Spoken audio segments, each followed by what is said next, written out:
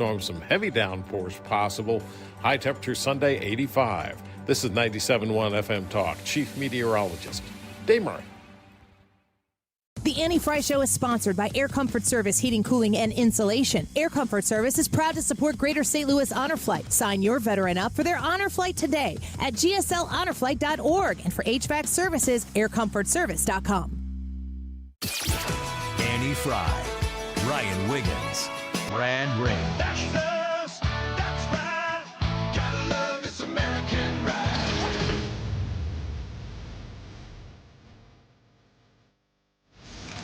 For the sake, kid, keep your voice down. Your father's listening to the radio. I'm not This is the Annie Frey Show on 97.1 FM Talk. First of all, I think the president's peace plan in Iran is already bearing real fruits for the American people. Last night, 12.5 million barrels of oil went through the Strait of Hormuz. That is a high since the beginning of the conflict. Oil prices are down nearly at their level from the pre-war conflict. Gas prices dropped below $4 a gallon today for the first time since the conflict. And importantly, they're going to keep falling further given how low oil prices are. On the military side, the Iranians, for the second night in a row, did not shoot at any ships in the Strait of Hormuz. So far, they are honoring their end of the commitment. And on the blockade, CENTCOM has allowed north of a dozen ships to go through our naval blockade, and so we're also honoring our end of the early part of the agreement. On the military side, a couple of things that are still true and will be true whether the Iranians comply with the rest of the deal or not. Number one, their nuclear program has been completely destroyed. Their capacity for enrichment, the facilities at which they were using to develop enrichment and develop a potential nuclear weapon, those facilities are still destroyed. Their conventional military is still destroyed. Their capacity to threaten their neighbors is still largely gone. And now we see whether they are willing to comply with the next step of the president's peace plan. Did anybody tell the press that this is an MOU? And if you don't know what that means, it's a... Duh. Welcome to the Annie Frey Show. Happy Thursday for lots of you. For us, it's a Friday. Juneteenth is tomorrow, and we'll talk a little bit about Juneteenth here throughout the course of the show a little bit later. I was sitting listening to the vice president give the press briefing. It started about 10 o'clock. It was late. It didn't start at 10 o'clock. It was supposed to start at 10 o'clock, and I think it might have been maybe 30 minutes late or so. But the vice president saying much of what we've heard already, and a lot of it is this is a memorandum of understanding. We've set some terms, and Iran has to be ship shape. And if they're not, we go back to the bombs. That's what President Trump has said. That's what the administration continues to put out, and it's not making very many people happy. Yeah, I don't know why. We're going to speak with, fortunately, we've got General Kellogg on at 1:30. Now, he was at the very beginning on our show as well as many other shows. I always felt a little relieved after I'd see him pop up on Fox News that within the day that he'd come on our show, and obviously he'd say the same things. But he'd say, why are we doing all this negotiating? You're treating Iran like they're a business partner in a business deal, and they're not. They can't be trusted. They can't be dealt with. They will not follow through. You got to see this thing all the way to the natural conclusion. So the counter that General Kellogg had at the time and other military-based people, I remember the first time he came on here and said that, you came in and you were like, well, that was pretty hawkish. Yeah. You were I don't want to say you were critical of it, but you were leery of the idea of leaning heavily into finish the job militarily, boots on the ground. That makes people very nervous.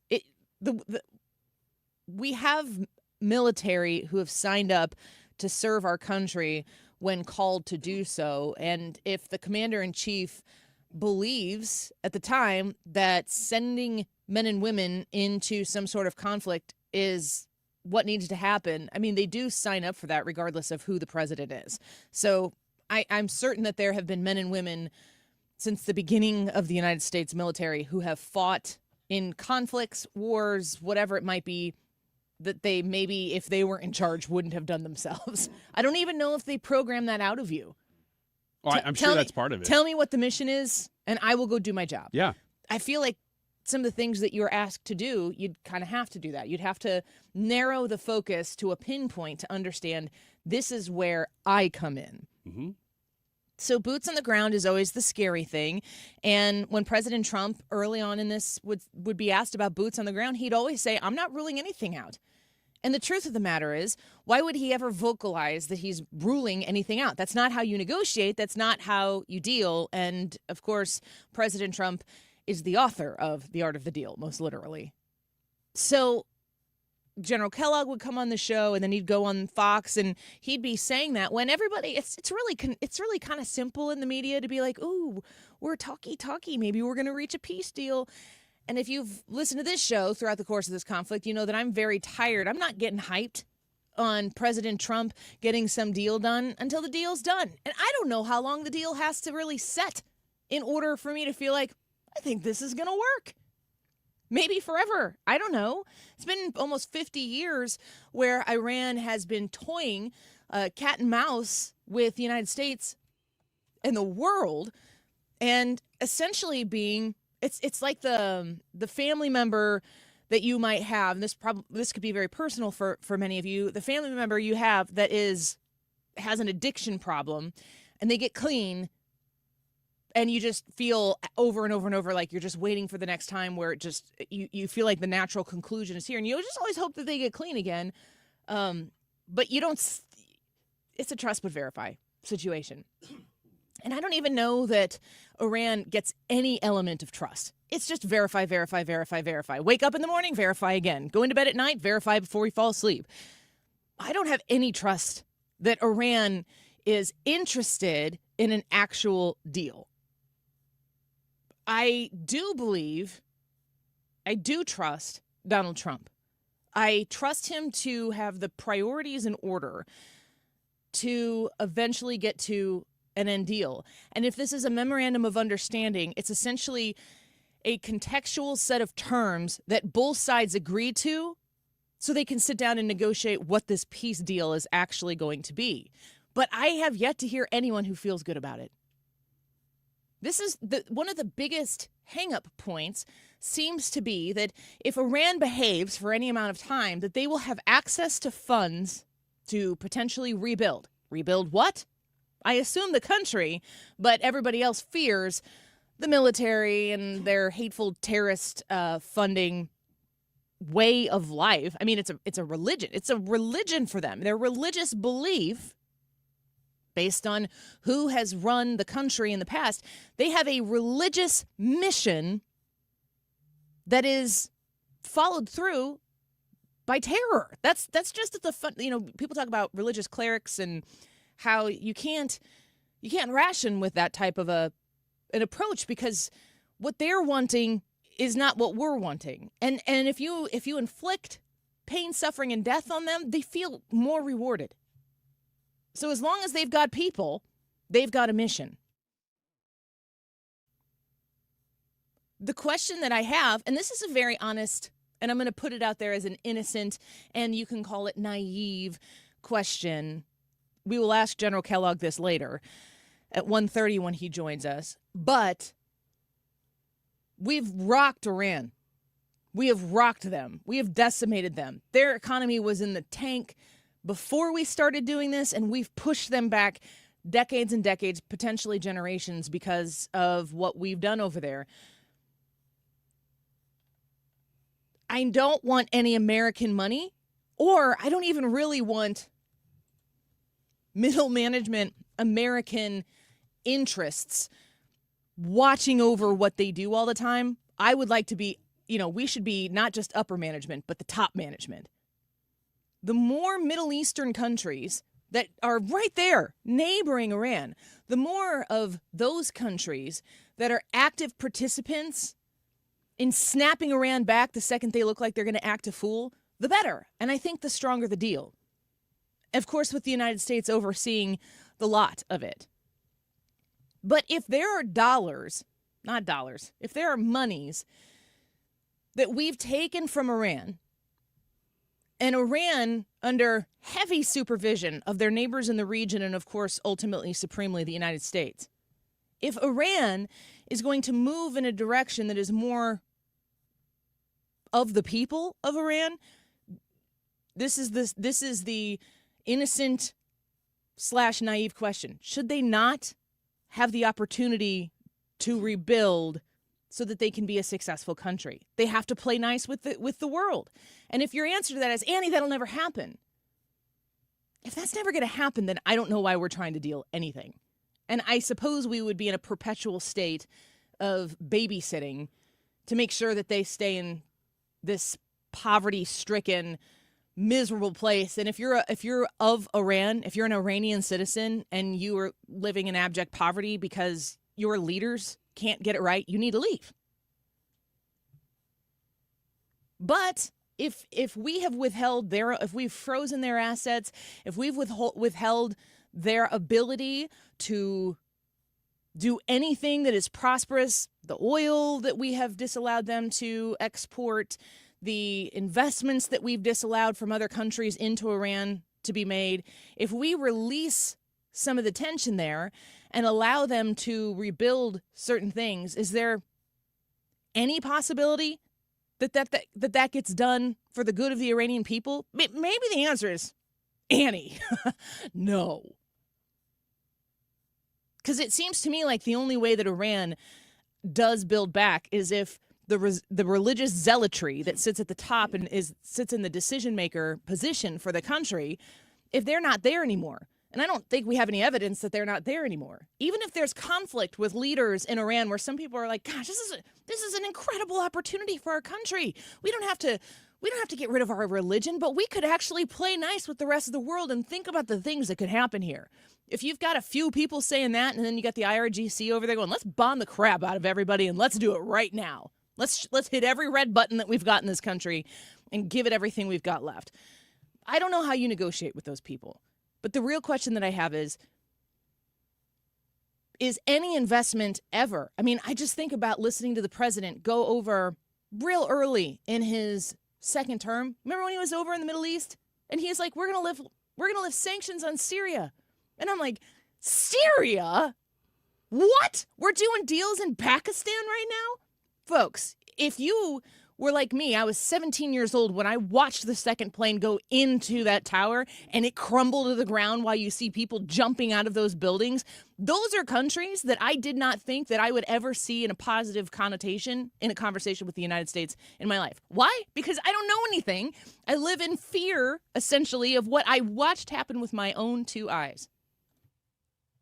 Is the purpose, is the intent to live in that fear and not try to change the world? Some people can't be changed.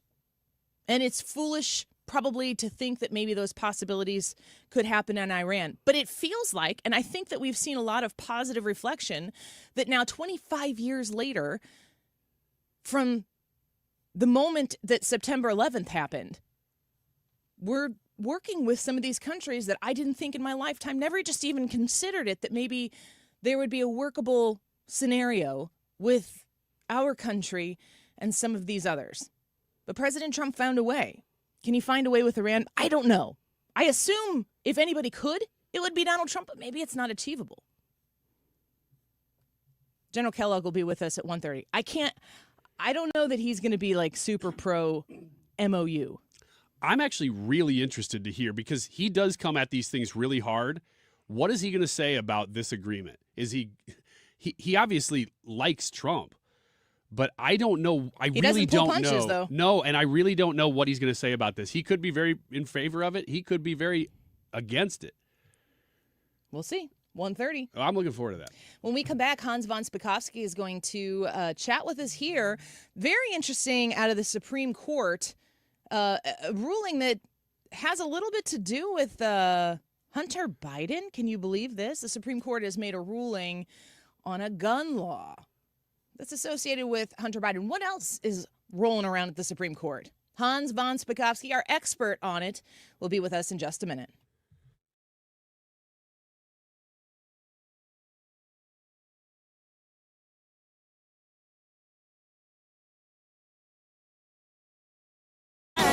Just face it, right? Your home should work for you, not against you. Hi, it's Kim, and if you've been dreaming of a new kitchen, bathroom, or a finished basement, now's the time to call Lakeside Renovation and Design. They're St. Louis's trusted experts in turning houses into dream homes. Just imagine this, a spa-like bathroom, maybe a chef-inspired kitchen, or how about a cozy basement perfect for some movie nights? Their team handles everything from design to installation, so you can just sit back and enjoy the process. Visit lakesidearty.com today to start your dream renovation. Hi, this is Steve Butts from the Crawford Butts Insurance Agency. In 2026, our agency celebrates a momentous occasion as we celebrate 65 years of service to our clients, a tribute to our founder and my dad, Nor Butts. Our staff is ready to assist you with all your insurance needs, so please call me, Steve Butts, at 314-752-2500 or at crawfordbutts.com. For auto, home, and commercial insurance needs, that's crawfordbutts.com. It's not your typical game day look. Sunday, June 28th at Busch Stadium, the Cardinals face the Miami Marlins, and fans can receive a soccer-style Cardinals jersey presented by Purina. Clean, sporty, and unmistakably Cardinals, it brings a fresh energy to the ballpark from first pitch on, and kids take home a vibrant Cardinals soccer ball to keep the action going long after the final out. 2 ways to play, one big Sunday. Get tickets at cardinals.com/promotions. Every Sunday home game is a kids' Sunday at Busch Stadium. From Team Fred birding games to a kid-friendly DJ, ice cream, and family-favorite activities. Sundays are built for young fans. Plus, select Sundays feature kids run the bases after the game. It's a day made for smiles, memories, and Cardinals baseball together. Make Sundays your family tradition at Busch Stadium. Tickets and details at cardinals.com/kidssunday. Nothing makes a gathering great like Eggland's Best Eggs. They're just so delicious with better nutrition, too. For us, it's eggs any style, as long as they're the best. Eggland's Best. Better taste, better nutrition, better eggs. Annie Frey is St. Louis conservative.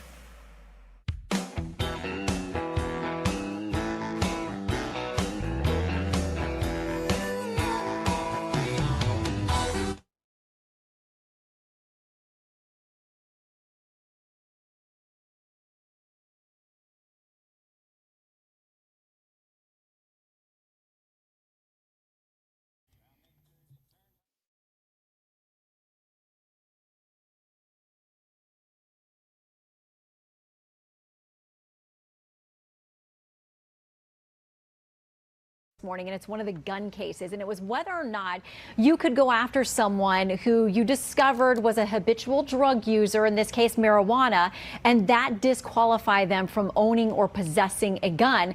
The court has got a unanimous opinion. Essentially, there are all kinds of factions and concurrences, but nobody's dissenting here, saying that the prosecution of this individual or going after this individual based on his drug usage and gun ownership violates the Second Amendment. Now, it may be very fact specific to this particular case, but that is the first of the gun cases. There's another one we're waiting on as well. So we may often the court will pair up decisions. So we may get the other gun case we're dealing with, which has to deal with concealed carry, specifically in Hawaii. But we're waiting on birthright citizenship. We're waiting on when the count for ballots has to end after Election Day. We're waiting on trans sports and whether you can say that biologically born males can't be in girls' sports at the collegiate and high school level. So those opinions are still coming in right now, but that first gun case is the one, and it's on our watch list. So 19 cases to go, guys. 19 cases to go from Shannon Bream there in Fox News, a great resource for all things Supreme Court. And we have our expert here, Hans von Spakovsky, to break down this ruling regarding this gun law. And it was, as I understand it, Hans, this gun law was used to prosecute Hunter Biden. Is that accurate? Well, yeah, in part, but that was a very different situation. Remember, Hunter Biden was a cocaine addict. Okay, I mean, at one point, I think he talked about, admitted he was using cocaine every 20 minutes, and clearly it was causing all kinds of problems that potentially made him dangerous. That wasn't the situation here. Mr. Hamani, actually, it's kind of interesting. He was suspected of supposed terrorist activities by the government. He's a dual citizen, U.S. and Pakistani. And so the government actually went in and searched his home, but apparently he was very friendly, cooperative, said, well, I also own a gun. Oh, and I have some marijuana plants. And they didn't find anything. They didn't find anything to support their suspicion. 6 months later, they charge him. And he just said, well, yeah, every couple of days I smoke some marijuana. And what the Supreme Court said was that this law, the language is an unlawful user of a controlled substance. It's really intended to apply to addicts who, because of the drug use, it makes them potentially dangerous. There's no such evidence here. Plus, I can tell you, Annie, when they lost the case? They lost the case when, in the oral arguments, Amy Coney Barrett asked the government, she said, listen, if I occasionally have trouble sleeping and I use my husband's Ambien prescription, can you prosecute me under this law? And the government said yes. Ooh. That's a little bit extreme. I think, and it was interesting. Alito, something very unusual, Alito and Kagan wrote a concurrence together. And what they said was that, look, marijuana use today is just like alcohol use at the founding of the country. And so historically, they didn't see a reason to violate the Second Amendment when it comes to this. But they were very careful to say that the other provisions of this law, for example, preventing a felon from owning a gun, that's still in place. Hans von Spakovsky with us right now, Advancing American Freedom Senior Legal Fellow, former FEC Commissioner and DOJ lawyer. So, Hans, it seems like what you're saying here and what Shannon Bream was saying is very narrow ruling that comes out of this particular case. But she mentioned 19 more cases to go. What can you tell us about, of course, what you know, and there's certainly a lot that is maybe inferred or we just don't know. 19 cases left, and my understanding is by the end of June, we'll know the results of those 19 cases. Well, she says 19. I actually counted 22, but I think she's counting the fact that several of the cases are combined into one. For example, there's a case out of West Virginia and Idaho over state laws that ban biological males from participating in women's sports. So she's probably counting that as one case. Well, look, normally the court ends at the end of June. What's a week and a half to the end of June. And frankly, everybody was, I think, surprised today when they released only 3 decisions. And while this gun case is important, it is not any of the other major cases. I mean, I actually have a list here of them. And we've got the women's sports one, the temporary protected status of aliens case, the coordinated expenditures by the political parties for their candidates, birthright citizenship, whether the president can fire the heads of multi-agencies, the counting absentee ballots after Election Day, a gun case out of Hawaii involving concealed carry. Those are all big cases still there. By the way, one case nobody ever mentions, but I think is important to homeowners all over the country, is there's actually a case there about whether if you don't pay your property taxes and the county government comes in and seizes your property and sells it in order to pay the tax lien, can the county government keep all of the other money? Or do they have to give you the difference between what they sold it for and your tax lien? That's a very big deal. If your house is worth $100,000 and the county sells your home because to pay a $10,000 tax bill, this county is saying, well, we ought to be able to keep the entire $100,000. That's a big case for homeowners across the country. What state did that one come out of? Do you know off the top of your head?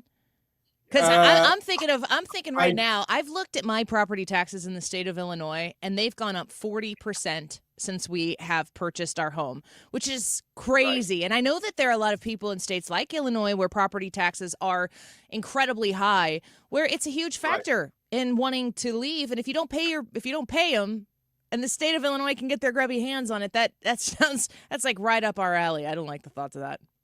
Yeah, no, I'm sorry. I should know the county, but all I know is it's Isabella County, wherever that is. Well, let's talk a little bit about some of these different cases. The big ones, certainly, and there are quite a few of them that you're anticipating, Hans. The birthright citizenship one, I think that I'm silly for doing this, but I always look at these rulings like it's going to be an either or. But as you just articulated with the gun ruling today, that they can be narrow, they can be broad. Right. Talk to us about, with the birthright citizenship ruling that we're waiting on from the Supreme Court, what's the spectrum of results that we could get back? Look, I'm hopeful in that case, but I'm a little bit pessimistic. Look, the issue is, if you are simply born in the United States, are you a citizen regardless of who your parents are?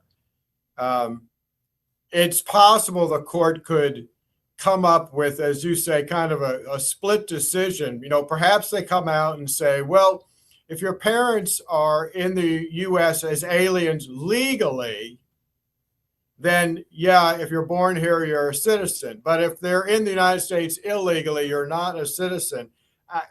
Look, I think the citizenship clause in the 14th Amendment says at least one of your parents has to be a U.S. citizen for you to be a U.S. citizen when you're born. But I don't know if they'll come up with that.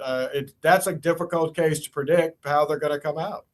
And then we've got a few others. I think that the bathroom, it's males participating in women's athletics. What's the possible outcome there?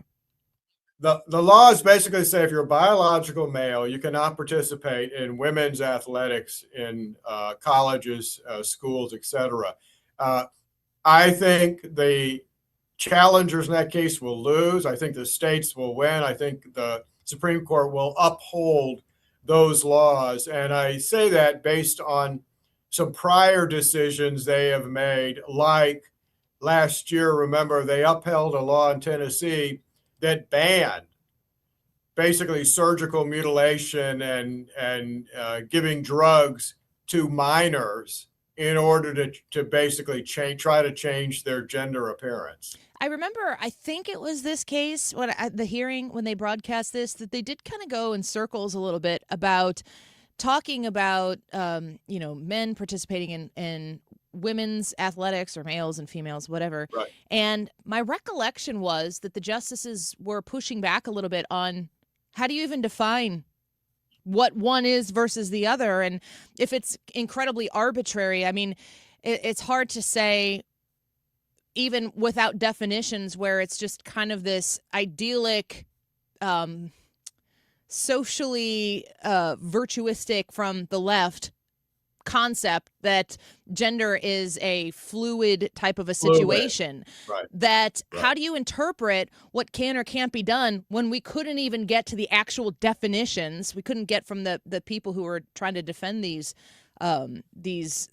current status of what's going on by saying this is a man and this is a woman. Yeah, no, that in fact was the subject of the oral arguments a lot. Let me tell you something else that actually interesting happened in that case. The lawyer for the challengers in that case argued to the court that, there's no physical differences between men and women. This idea that men are always going to come out ahead in sports just isn't true. Well, just a couple of weeks ago, the West Virginia Attorney General sent a letter to the Supreme Court. This was after oral arguments had occurred, pointing that, in fact, the plaintiff who had challenged the West Virginia law was winning all these statewide contests in women's athletics in the state of West Virginia. Yeah. I mean, yeah. It's so... I mean, there's just such a will from the left. Actually, it's not a will. It's a force-fed virtue signaling on this particular issue. They just dare you to challenge it. And this Supreme Court case is the penultimate challenge to the idea that they can just say something and scare everybody into trying to push back on it. It's great to see that it's happening. Well, we will watch as these. Is it possible that they could come out tomorrow? Are they off tomorrow for Juneteenth? They're not. They've not scheduled a release date for tomorrow, and we probably will find out tomorrow what days next week. Okay. They will release their opinions. Well, we'll be staying tuned to that, and we will be in connection with you, Hans, the second we hear about some more of these big, big pending rulings from the Supreme Court. Hans von Spakovsky, thank you. It's good to have you with us again. Sure. Thanks for having me. Take care. Have a good weekend.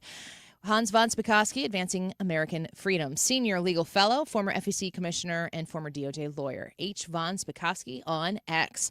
All right, the YouTube poll for today. Should electronic bikes be more heavily regulated? I don't know if anybody cares about this or if everybody cares about this. I know in my community, e-bikes are a hot issue. How do you feel about them? Do you know what the regulations are on electronic bikes? Do you even know what an electronic bike is? That's the question on the YouTube live chat poll. Should electronic bikes be more heavily regulated? Yes, no, or what's an electronic bike? Go to the Annie Frey YouTube channel and vote. YouTube.com/@Annie Frey, F-R-E-Y, and text us your thoughts on e-bikes. 314-241-9797. We'll be right back.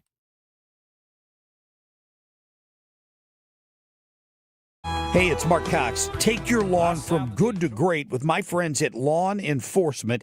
I'm talking expert lawn care services to keep your lawn in order. And here's what they'll do for you. Anybody can mow your grass. At Lawn Enforcement, they want to enhance your property. They'll do the mowing and the trimming.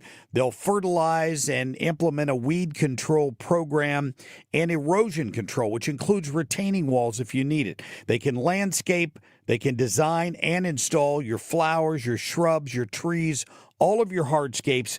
No project is too big or too small for my friends at Lawn Enforcement. You can check them out online at yourlawnenforcement.com. So instead of envying your neighbor's lawn, your neighbors are going to be wishing they had the lawn and landscape that you have. Go ahead and enjoy your space. Be proud when you entertain your friends and your family. They've been in business for over 30 years. Be sure and tell them Mark Cox sent you. Go to yourlawnenforcement.com. If you suffer from burning, tingling, or numb feet, pay special attention as we discuss neuropathy with Dr. Patton, D.C. Doctor, what is neuropathy? Peripheral neuropathy is nerve damage to the feet and legs. What are the symptoms? The symptoms are numbness, burning, tingling, pain, and loss of balance. Is neuropathy treatable? It's absolutely treatable, and we have amazing results. If you have burning, tingling, numbness, coldness in your feet or hands or balance issues, call us at Comprehensive Integrated Health today for a nerve damage screening. The screening will tell if you're at risk for serious complications and if you're a candidate for our cutting-edge treatment program. Don't wait until your symptoms are so severe nothing can be done. End-stage neuropathy leaves people confined to walkers, wheelchairs, and even amputations. The first 10 callers will receive a free nerve damage screening. Call 636-538-5188. That's 636-538-5188 for your free nerve damage screening. 636-538-5188. Asking you today, should electronic bikes be more heavily regulated? I love it. Yes. Do you have any e-bike thoughts? Yeah, I do. You do? Well, I don't Okay. know if I have a lot of thoughts about the regulation, but I have a lot of thoughts about e-bikes. All right, we'll talk about it next. Yes, no, or what's an electronic bike? Those are your options today on the Annie Frey Show. Let us know what you think. You can text in 314-241-9797. It is 12:37. This time check is sponsored by Jerry Kelly Heating, Air Conditioning, Electrical, and Plumbing. It's time for a $98 AC tune-up. From O'Fallon, Missouri to O'Fallon, Illinois. 97.1 FM Talk, St. Louis Conservative.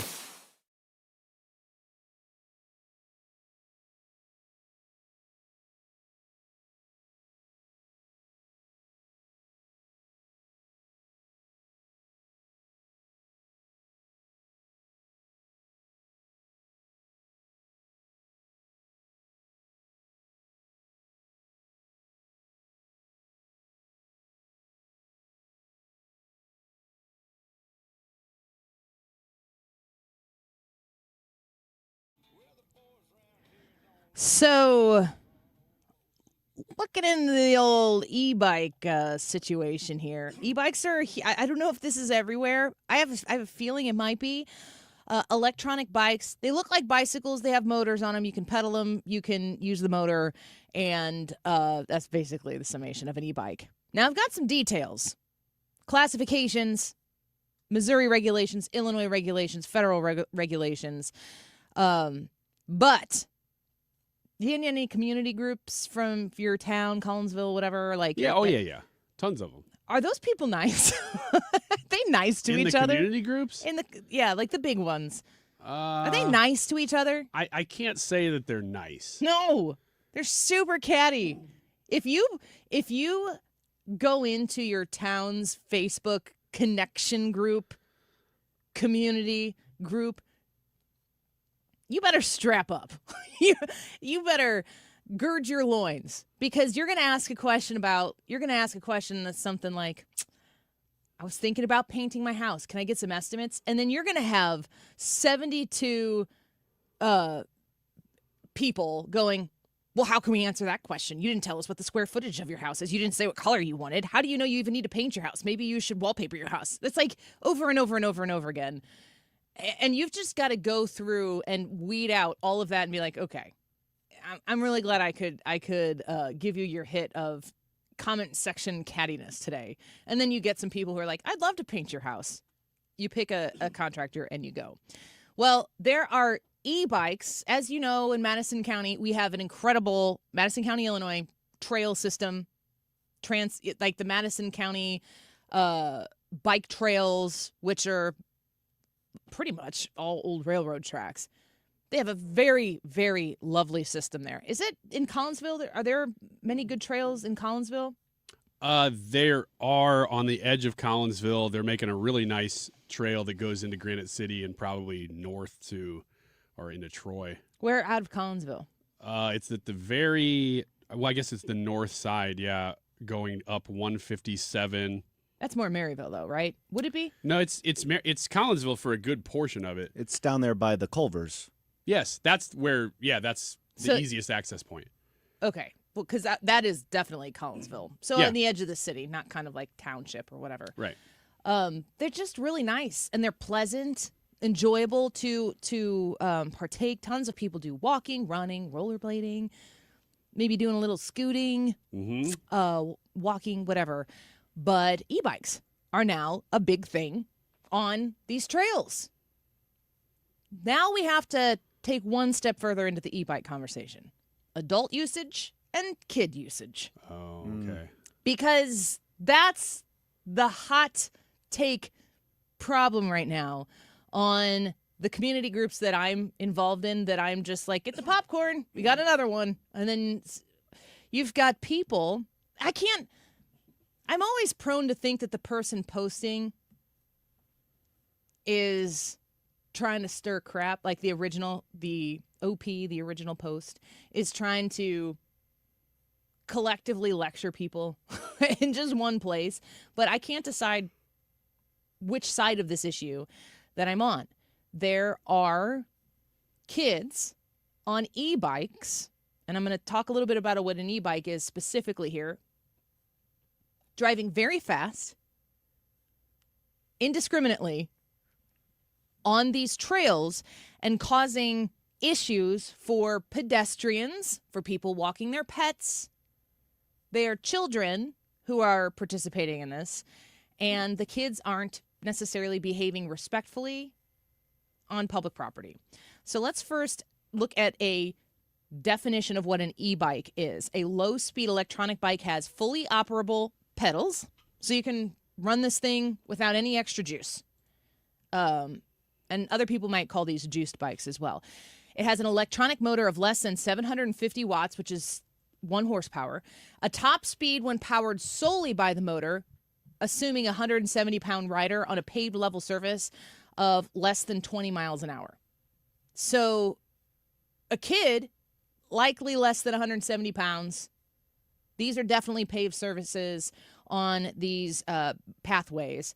So they're probably maybe hitting speeds of 20 miles an hour, which if you are passed as a pedestrian walking your little Pomeranian on the path by a kid going 20 miles an hour, that would be brisk, right? Yeah, certainly. E-bikes meeting this are treated as bicycles for CPSC purposes and are not considered motor vehicles under the federal motor vehicle safety standards. They have a 3-class system for these motorbikes: Class 1, Class 2, Class 3. Class 1 is pedal assist only and the motor cuts off at 20 miles an hour. Class 2 is a throttle assisted and the motor cuts off at 20 miles an hour. And Class 3 is pedal assist only, motor cuts off at 28 miles per hour and often requires a speedometer. Wow. So these are the types of e-bikes that we're talking about here. Now, it goes on to say, federally speaking, if you want to use this bike on federal land, it generally follows state rules where applicable, but also has agency-specific policies. E-bikes are often allowed where traditional bicycles are permitted, on roads, bike paths, etc., but not in wilderness areas.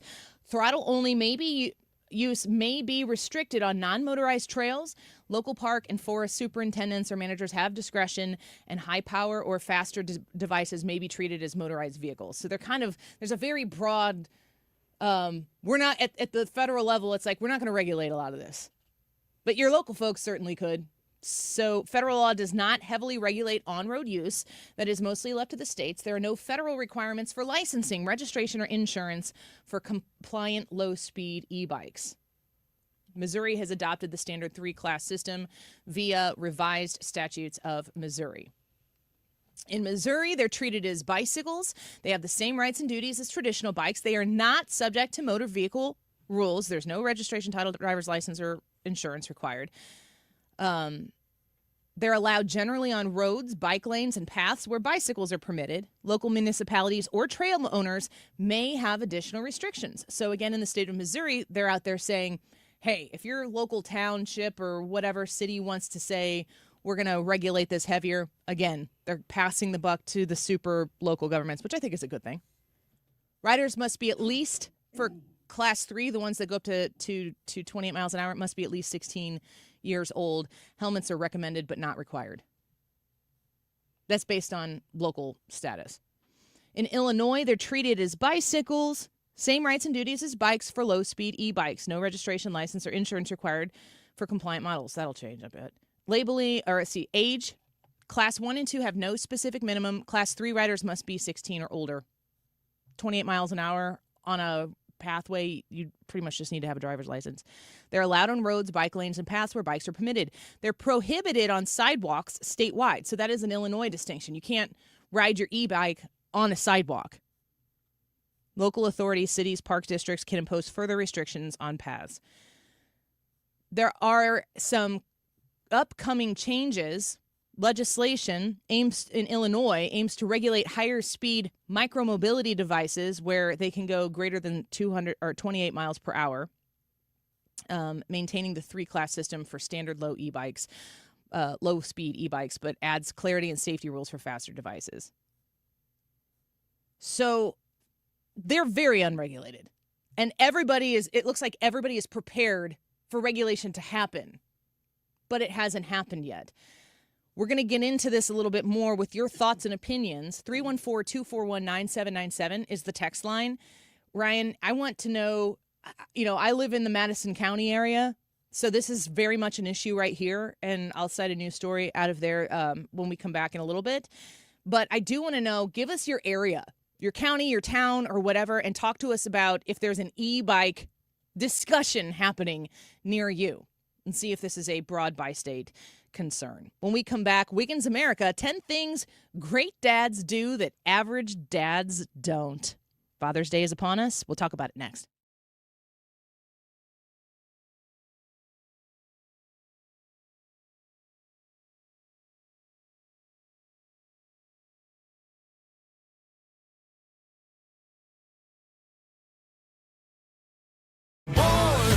We're here to celebrate America's 250th birthday in 2026. This is 97.1 FM Talk. America 250 is sponsored by Paramount Men's Medical Center. If your air conditioning system is just not cooling, you feel it's not cooling, go outside and also make sure the outside unit is running along with the inside unit. Those little black lines that are coming out of your house, see if they have ice on them. If you notice ice, check your filter. Make sure if your filter is dirty, it will make your system ice. Another thing to check is your breaker on the inside. If cleaning your filter and cleaning the outside and you're checking your breaker still does not work, call me. You'll need me to come out. Sorry. But good thing, there's a really easy number in Missouri and Illinois. It is area code 314-293-2600. Again, Missouri and Illinois, 314-293-2600, or on the internet, bartinman.com. That's Bart with a B, Inman with an I.com. God bless. Your home is your sanctuary. Get the peace of mind you deserve with a free estimate on a Generac home standby generator from Generator Supercenter. They're the nation's #1 Generac generator dealer. With expert installation and 24-hour monitoring, Generator Supercenter won't leave you in the dark. Financing is available. Take control of your power today with Generator Supercenter of St. Louis. Call 314-499-2020. That's 499-2020 or GeneratorSuperCenterofStLouis.com. That's GeneratorSuperCenterofStLouis.com. Hi, I'm Bob Kershaw with Retirement Advisory Group. Hi, I'm Tammy Kershaw. When we meet our clients for the first time, they have built up a lifetime of savings. Their question is, what can we do with this money so we can live comfortably the rest of our lives? First, we develop a strategy to protect your nest egg from any market losses. Then we build your own personalized structured income plan that will generate you an income the rest of your life. We put you in control of your money. You've earned it, and it's our job to make sure you enjoy it. Let our team show you how you can have the retirement of your dreams. Call us now at 314-993-9494 for a no-cost, no-obligation retirement review. You will also get a copy of our latest edition book, Your Key to a Worry-Free Retirement. We've been helping retirees and pre-retirees retire with confidence for 40 years. Call us now at 314-993-9494 or go online at retirementkey.com. That's retirementkey.com. Bringing a data center online takes more than equipment. It takes precision. Graybar helps customers predict, stage, schedule, deliver, and verify every step of the build with critical products that are available now. From networking and wireless to critical power and testing tools, our teams help you reduce downtime risk and keep projects on track. Speed, scale, ready now. Yep, Graybar does that. The Annie Frey Show is St. Louis conservative.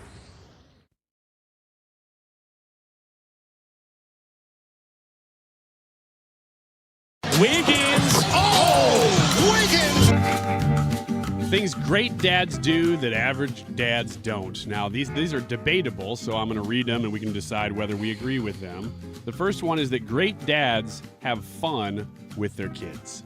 That's a perfect number one. It's the obvious number one. It's easy to forget. Yeah, it is.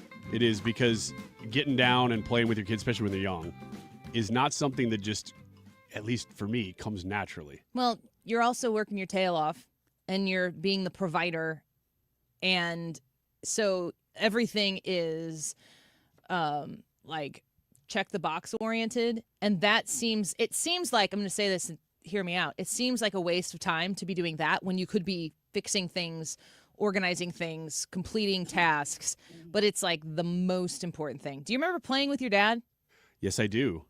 And I've never, I think, told my dad this. He might be listening right now, so hi, Dad, if you are. Hi, Dad.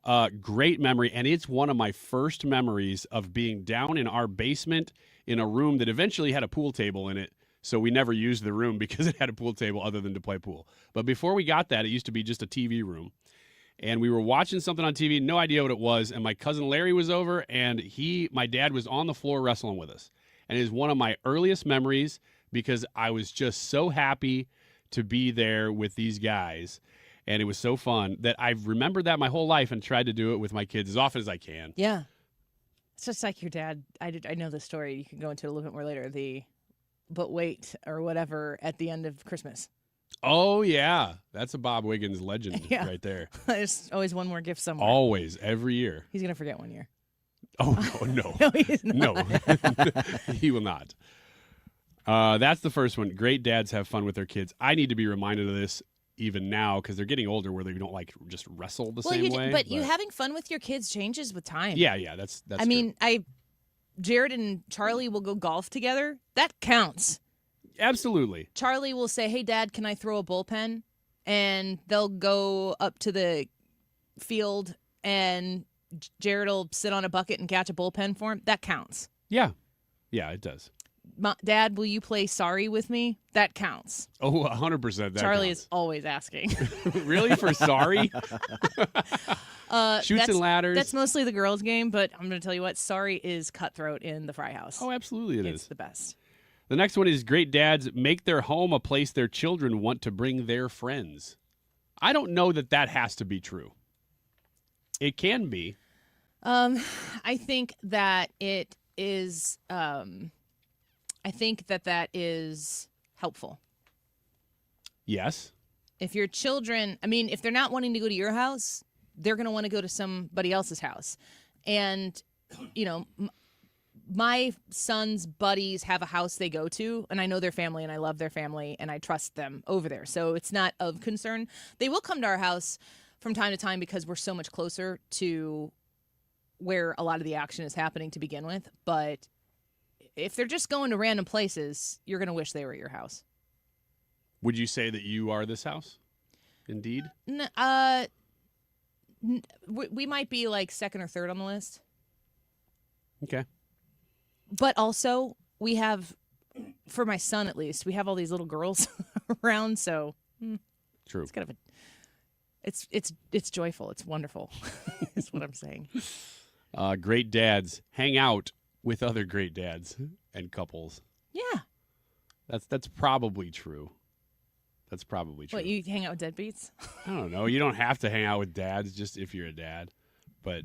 Don't you? Maybe you don't have this. I know you hang out with your buddies from forever ago, but aren't most of the people you start to hang out with the people who are at the games and the things? Yeah. Your social circle becomes the social circle established by your kids' activities. Your kids, 100%. So if you're a dance dad, if you're a cheer dad, if you're a basketball, volleyball, softball, baseball dad, then you're, it's not like you're getting done with the activity and you're like, okay, let's go out and be dudes. Well, that's kind of what I was picturing. Yeah. Because be like, hey, why don't all of us dads get together and barbecue? No, that doesn't happen. But you're right about. But it's not like you're going out with other people a lot. It's all centered around the children. Last one. Great dads are the primary influencers in the lives of their families. I think so. I think so too. There's got to be an element of leadership there. Because the kids are watching that. And I think it helps to see that for kids. Brad, you have any thoughts on all of this? Yeah, I agree, like with the having fun. Some of my best memories with my dad, one of them is he put us in we were in our living room and he put us in a sleeping bag and swung us around when we were real little. This is the 80s, kids. We were just in there laughing and having a great time and stuff like that. Was wrestling. Mom around when that was happening? yeah, Mom thought it was hilarious. That's good. So, yeah. You almost kind of have to have Mom in there telling him to knock it off because it's dangerous, just to be, so it's like said out loud. Yeah. Oh, yeah. That's the way it is in our house for sure. Yeah. Mom is letting it happen. They're climbing a tree and Mom's like, And you're Dad's like, get up there. Get a higher. You can go one higher. Yeah. Swinging them around in a sleeping bag. That's awesome. Actually, I would like somebody to do that to me now. I was just going to say, I think we can reenact this. Brad, you can swing Ryan around in a sleeping bag. We'll put it on a video. We'll do it. And I'll just go, wee. The Missouri Attorney General Catherine Hanaway on Major League Baseball's crackdown on those pride hats next.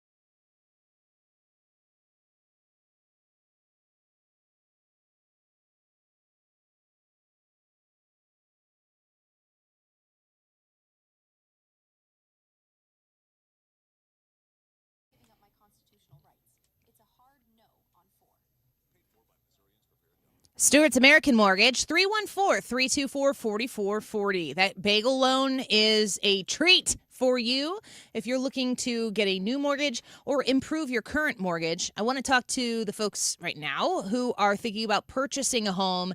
Even if you're in the beginning pursuit of finding the right home, talk to Stewie about the great opportunity that he has available right now for a limited time with the bagel loan. For the first year of your new loan, a new 30-year loan, you can lock in a 1% lower interest rate for that first year on a new 30-year loan. And at the same time, you can also use the bagel loan.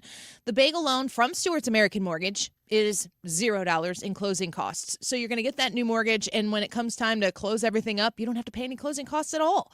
Reach out to him directly by call or by text at 314-324-4440. That's 314-324-4440. Google the bagel loan, NMLS number 226715.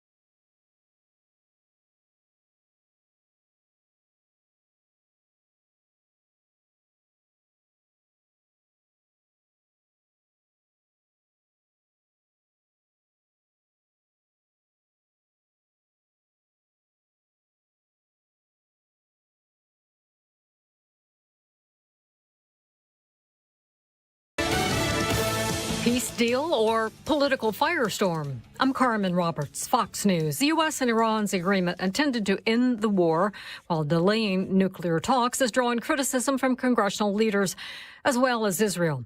But Vice President J.D. Vance is dismissing skeptics. They have committed to the destruction of the highly enriched stockpile that they have in their possession. What is the benefit that the Iranians get that they didn't have before?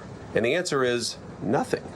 They don't get anything unless they change their behavior. Israeli media condemned the deal as a catastrophic capitulation and a betrayal. Fox's Lucas Tomlinson has more from the White House. The vice president also had this message to critics who think Iran is set to receive billions of dollars in sanctions relief just for signing it. The United States isn't giving up a cent of money to Iran, and even the economic benefits, the sanctions relief and so forth that comes along with this bargain only happens if the Iranians perform. He says the memo and any potential lifting of sanctions does not require congressional approval. When it comes to the Strait of Hormuz, the memorandum says it will be opened immediately with no charge for 60 days only. Meantime, the U.S. is seeing an economic benefit as crude oil falls back near pre-war levels and gas drops to just less than $4 a gallon, according to AAA's national average.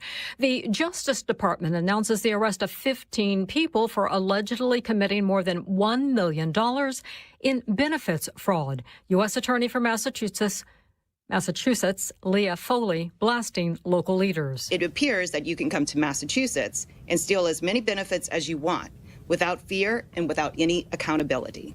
Democrats are pushing back on the administration's fraud crackdown, accusing the White House of using it as cover to slash federal funding to states that did not vote for Trump. America's listening to Fox News.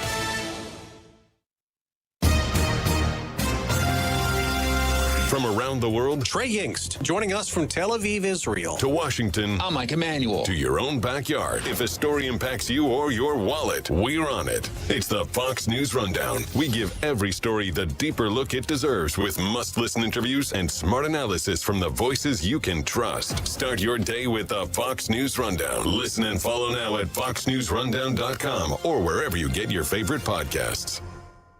From the Fox News Podcasts Network. Hey, this is Trey Gowdy, host of the Trey Gowdy Podcast. Every Tuesday, you'll hear what's on my mind. Plus, Every Thursday, there's a special bonus episode where we answer the questions that are on your mind. Make sure to spend your Tuesdays and Thursdays with Trey. Subscribe now at foxnewspodcast.com or wherever you download podcasts. Hope to see you. America's listening to Fox News.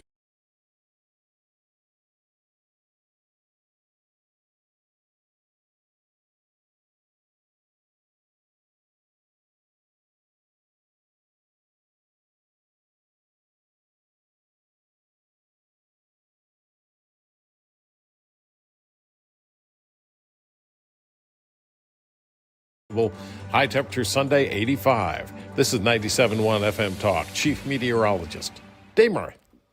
The Annie Frey Show is sponsored by Air Comfort Service Heating, Cooling, and Insulation. Air Comfort Service is celebrating 56 years of residential and commercial service, maintenance and installation, and heating and cooling systems. Get in your comfort zone. AirComfortService.com.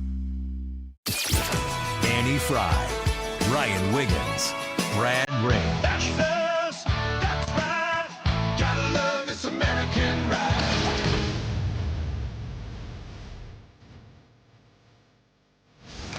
For the sake, Fifth, keep your voice down. Your father's listening to the radio. I'm not America's sweetheart. This is the Annie Frey Show on 97.1 FM Talk. We've been covering quite a bit the story surrounding those San Francisco Giants pitchers that wore the hats, the pride hats, and wrote the Genesis passage on it. And then Major League Baseball came out and they said, hey, knock it off. If this continues, we're going to have problems and we're going to assess fines. And then after that, NBC News reported last night, no, that's today. NBC News reported this morning, minor league baseball team in Pennsylvania cancels Pride Night game after players refuse to wear jerseys with rainbow sleeves. And so now we find out that the Attorney General of the state of Missouri is joining some other attorneys general across the country in leaning into this and attempting to protect the religious freedom of those individuals in Missouri. Let's get to our guest right now. Missouri Attorney General Catherine Hanaway joins us. Thank you so much for being here with us today. It's great to have you on the show. Great to be on the show, Annie. Thanks so much for covering this issue, which I think is just a free speech issue. Yeah, talk to me at the foundational basis. You know, of course, a lot of people are going to have opinions on this, but opinions don't necessarily lean directly into the potential legal action. What are your concerns in what you've seen reported so far that might have legal consequence? Well, my concerns are that the First Amendment gives everyone the right to the free exercise of religion. And there's Supreme Court cases that say if you have to wear a uniform at work, you should be able to display your religious beliefs in a subtle, non-offensive way. And if you look at the Bible verse that's quoted on these hats, it's Genesis. It's about where the rainbow comes from and God's promise that he'll never flood the earth again. I mean, it has nothing to do with sexual orientation, and it's just sad, frankly, that America's game is now being used as a platform to advance radical agendas. And thank goodness these players had the courage to stand up, and now we'll stand with them and protect their rights. So, you know, Major League Baseball, minor league baseball, these are, as I understand it, private companies, and they're going to have initiatives. They're going to try to promote things. I'm trying to, as I've been talking about this, put myself into the shoes of somebody who would be really excited and supportive of the idea of a Pride Night. And the counter to it I can think of is maybe on a Memorial Day or July 4th, the uniform turns into a hat that's got the red, white, and blue in the STL or the SF, as it were, in San Francisco. Is that something that is different in your eyes when it comes to putting the pride flag into a uniform that those players are then told, or maybe something on a sleeve like minor league was trying to do in Pennsylvania? Is that something? Is there a difference in those two virtues that are being pushed into the uniform that the players are asking to wear? I don't think terribly from a legal perspective. And, you know, I think that the players on those days, when the team is trying to advance a particular message, should have the option to wear their standard uniform. And that's really all that these players were saying is either let us put the Bible verse on our hat or let us just wear the normal San Francisco Giants uniform. And that kind of protection of not compelling an individual to speak something they don't believe would continue, I think, in all those circumstances. There, to my knowledge, has not been a test over a Memorial Day celebration or 4th of July celebration. Sports Illustrated posted about the 3 Giants pitchers wearing Bible verses on their Pride Night caps during that last Friday's games. Major League Baseball issued a warning to them. Have you read through that warning? Is there much bite to the bark of saying, kind of the finger wag, like, okay, knock it off, we don't need this? No, but there is sort of the promise of some escalation if it continues. And that's where we've reached out to MLB to say, I haven't read the letter. I've only read news summaries of it. We want to see the letter. We want to see who it was sent to. We want to see what documentation backs it up.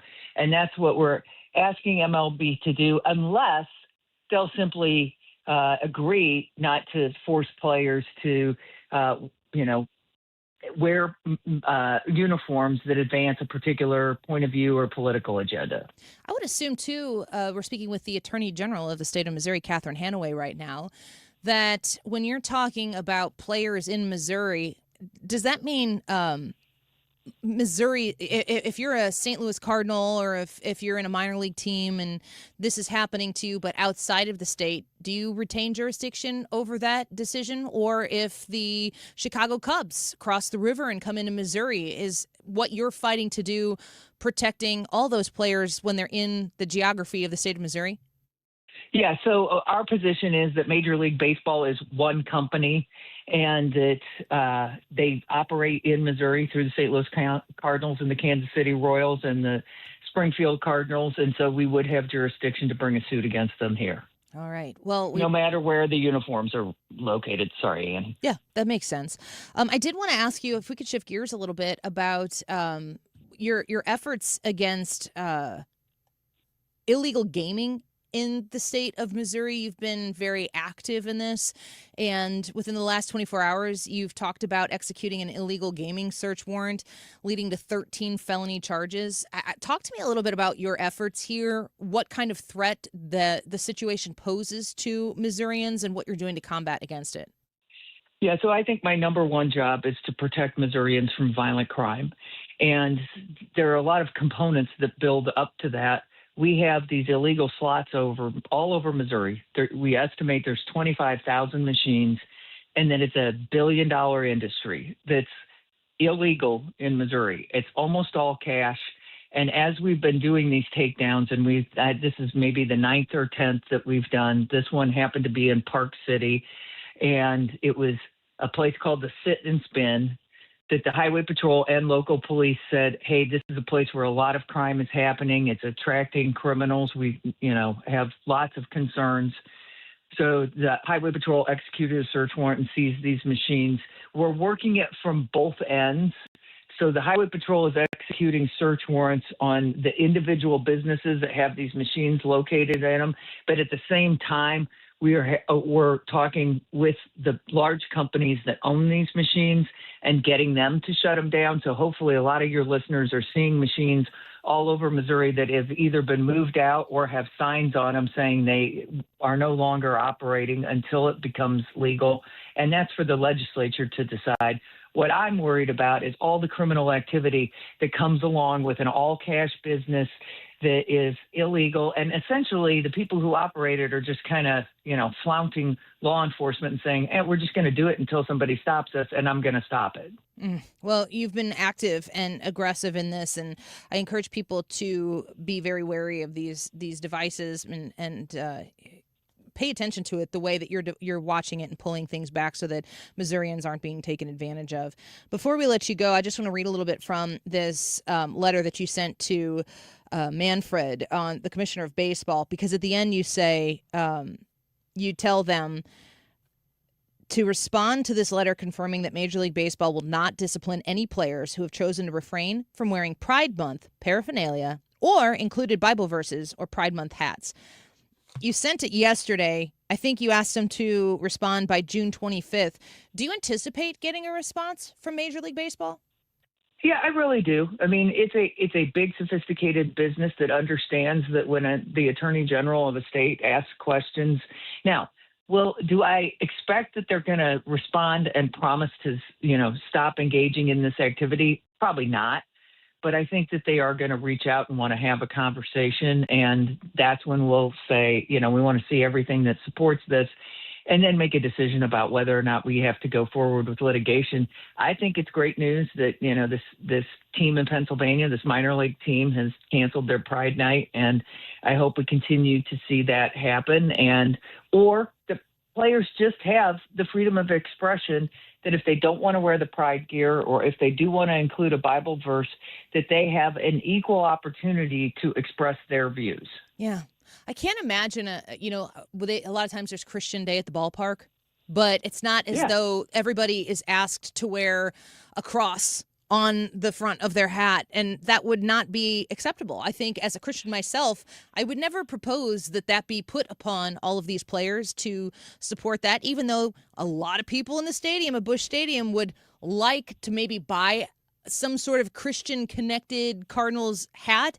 That would be a choice that those fans could make based on their own personal perspective. But the force-fed version of the way the pride stuff has been put in, you're really asking for Major League Baseball to consider it as optional more than forced. And boy, that seems pretty First Amendment-y to me. Yeah, absolutely. And Annie, can you imagine the backlash if the Cardinals came out on the field with a cross on their hats and forced every player to wear it? Yeah. And I'd be sitting here going, ooh, I don't know about that. I'd be for it. I'd probably buy the hat myself. But trying to put that hat on somebody else, no, I just don't like the domino effect of that. And I feel like that's kind of where we are with it. And I appreciate your willingness to not say that you're out there to try to eliminate Pride Nights from existing at all. You're just saying, don't force it upon someone who doesn't want to wear it, or if they want to make an additional statement along with it, let them do it. That's exactly right. That's what this whole country was founded on, is freedom of speech, freedom to exercise your religion. And I don't want to force feed anybody anything. And I agree with you. As Christians, as true believing Christians, we don't think that's the way to bring people to Christ anyway. Yes. We want to recruit them and attract them and not try to force it on them. Yeah, I am right there with you. Well, let us know when you get a response. Hopefully you can share that. People will be following you certainly on X at AGC Hanaway to see what comes of this. We appreciate you jumping into this issue and being hopefully part of a solution that's actually, ironically, more inclusive. It's good to have you on the show with us. Thanks so much, Annie. Take care. Have a great weekend. You too. Bye-bye. The Attorney General for the state of Missouri, Catherine Hanaway, there. Let's take a break here. Ryan's coming back in the studio. We're going to ask you this question and see what kind of response we're getting right now on the text line. Annie Frey Show text line at 314-241-9797. Should electronic bikes be more heavily regulated? Yes, no, or what's an e-bike? We'll be right back.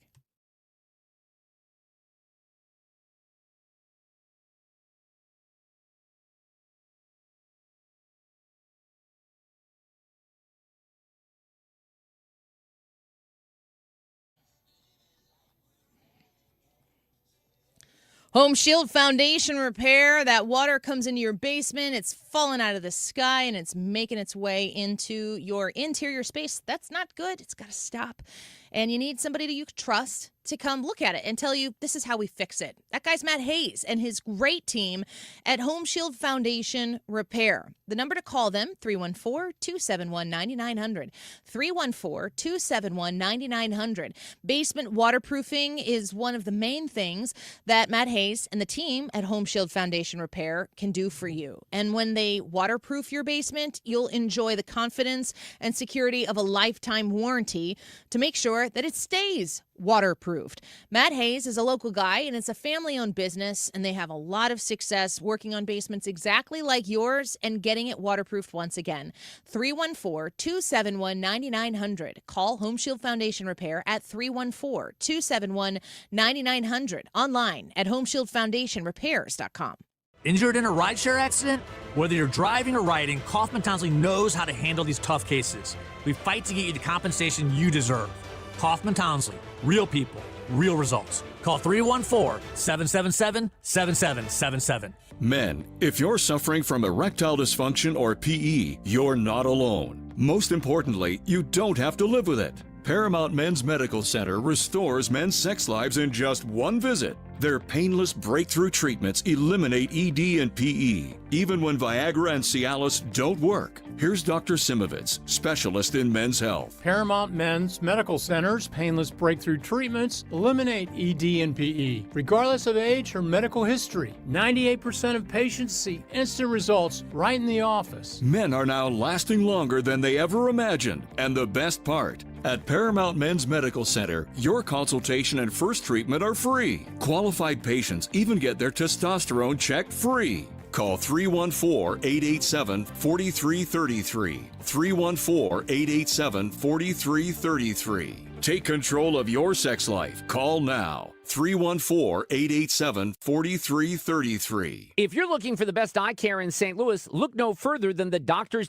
of Ophthalmology Associates. Doctors Greg Birdie, Ranjan Malhotra, Robert Brusati, and Andrew Royer. Make your appointment today at youridoc.com or call 314-966-5000. Ophthalmology Associates. Don't let tax refund worries hold you back. File now with TurboTax on Intuit Credit Karma. They'll find every credit and deduction to help you get every refund dollar you deserve, or your money back. Start filing today in the Credit Karma app. You're listening to The Annie Frey Show. 97.1 FM Talk, St. Louis Conservative.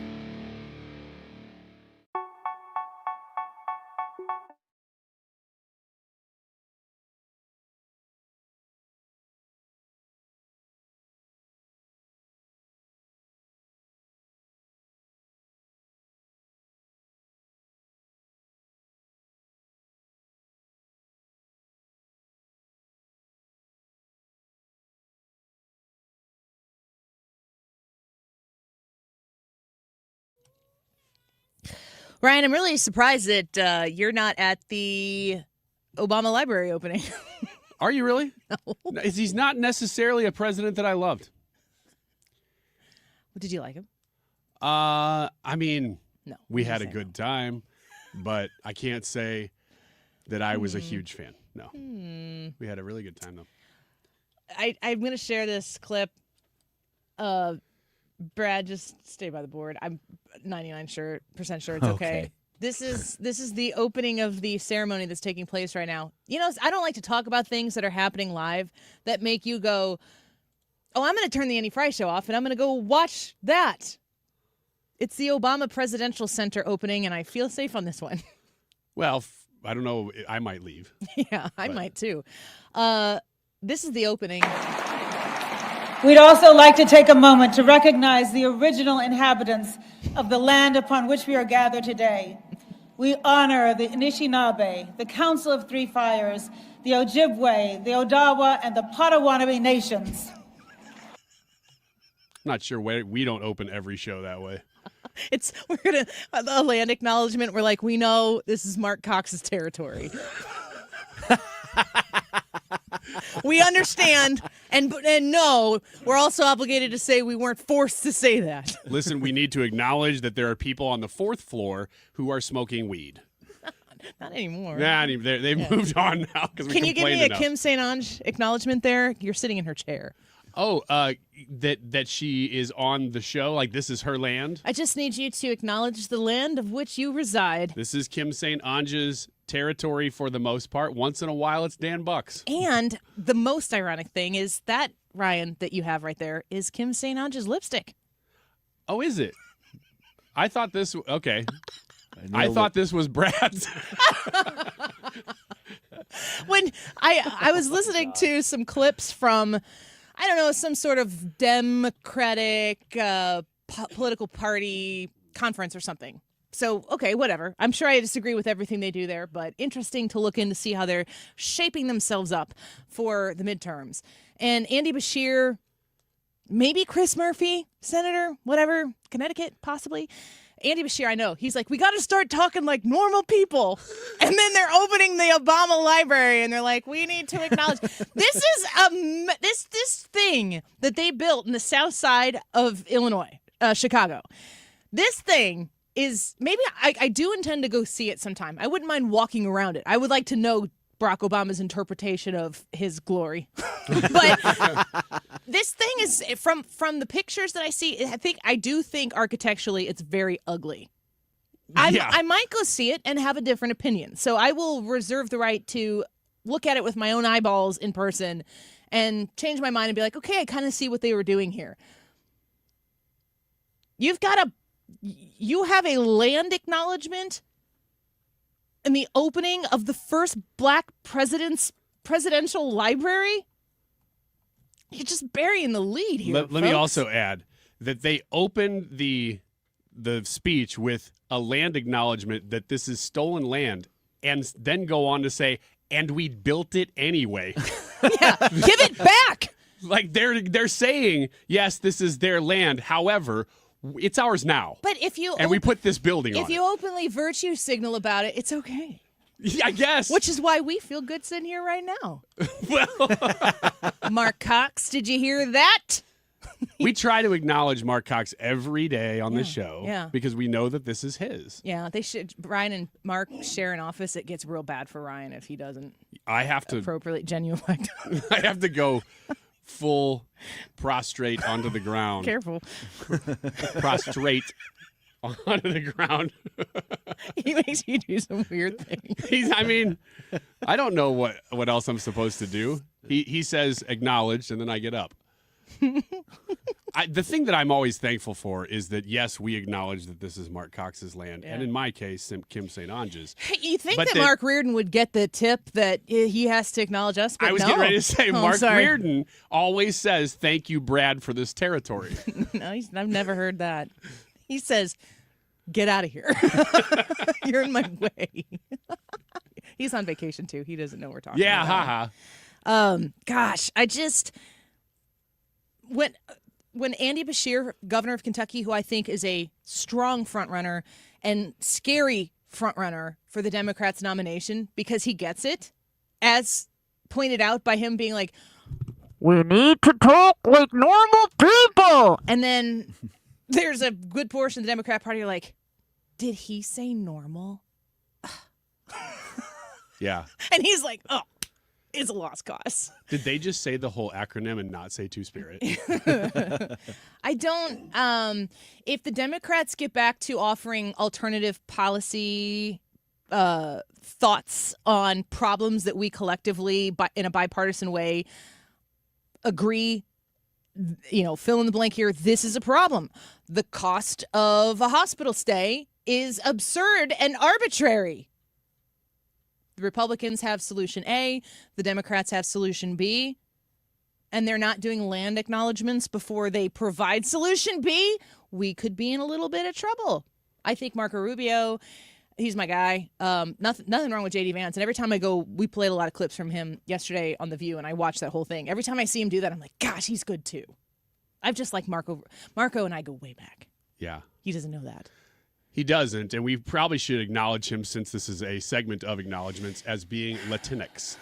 I don't think that he would appreciate that. You sure? You guys go way back. What I know is no, he would not appreciate that. If the Democrats get into a rhythm where they actually start identifying with normal people. Can we say that? Not loud. I feel bad saying it. I'm going to be honest. I have reservations of acknowledging, of creating space for right normal people. Well, let's just go ahead and say that you are an ally of normal people. I feel so seen. Yeah, I'm about as basic normal as it gets, I think. I don't find myself... You're basic. Sure. I don't. This radio show is unique. It is a unique part of my life, but I feel like I only have this radio show because I'm impossibly normal in a world of very not. Very ab. Mm-hmm. That's why you're here. To make it more normal. It's an outreach program. I mean, land acknowledgements? Who hears that and is like, oh, thank you. The problem is, for the Democrat Party, when they start doing that, then if you don't do it at any other thing, then you're insensitive. They've opened this can of worms on themselves. I think that when you do a land acknowledgement, the people who go, oh, thank you so much, are not Native American. I don't think that there are people there, which, by the way, I am Native American. I am native to America. Oh, yeah, gotcha. What is the proper name now? I don't think they refer to... It's American Indian. American Indian. Yeah. Yeah, we're back to that. Yep. There are American Indians who are like, knock it off. How do you in the land of the Chicago Blackhawks? Where are they opening their hockey games with land acknowledgments? They're like, no, rock chalk Blackhawk or whatever they say up there. I don't know what they say up there. Is that it? I think that's it. Yep. See, people think that I'm stupid about sports, but I kind of backdoor made myself smart about sports in a way that some people get and some people don't. So you're confused right now. You don't even know what to do. I'm not really sure about that. We'll ask Ethan when he gets back. Can I please be there when you're like, hey, we needed to ask you something? Is Annie stupid about sports or smart? And he's gonna not know how to answer that. All right, let's take a break here. When we come back, Lieutenant General Keith Kellogg with us to talk about the Iran deal. I don't know that there will be any more land acknowledgments on here, but if I get a text from Mark Cox, you better believe there will be. Keep it right here on the Annie Frey Show, the YouTube live chat poll. We'll talk more about this a little bit after General Kellogg joins us. Should electronic bikes be more heavily regulated? Send us your texts. That's what we're going to do in the last segment this hour, Ryan, so monitor the text. I want to know local municipalities, easy for you to say, Annie, that are experiencing this type of concern. Maybe that doesn't exist, but do you have an e-bike problem? 314-241-9797. We'll be right back.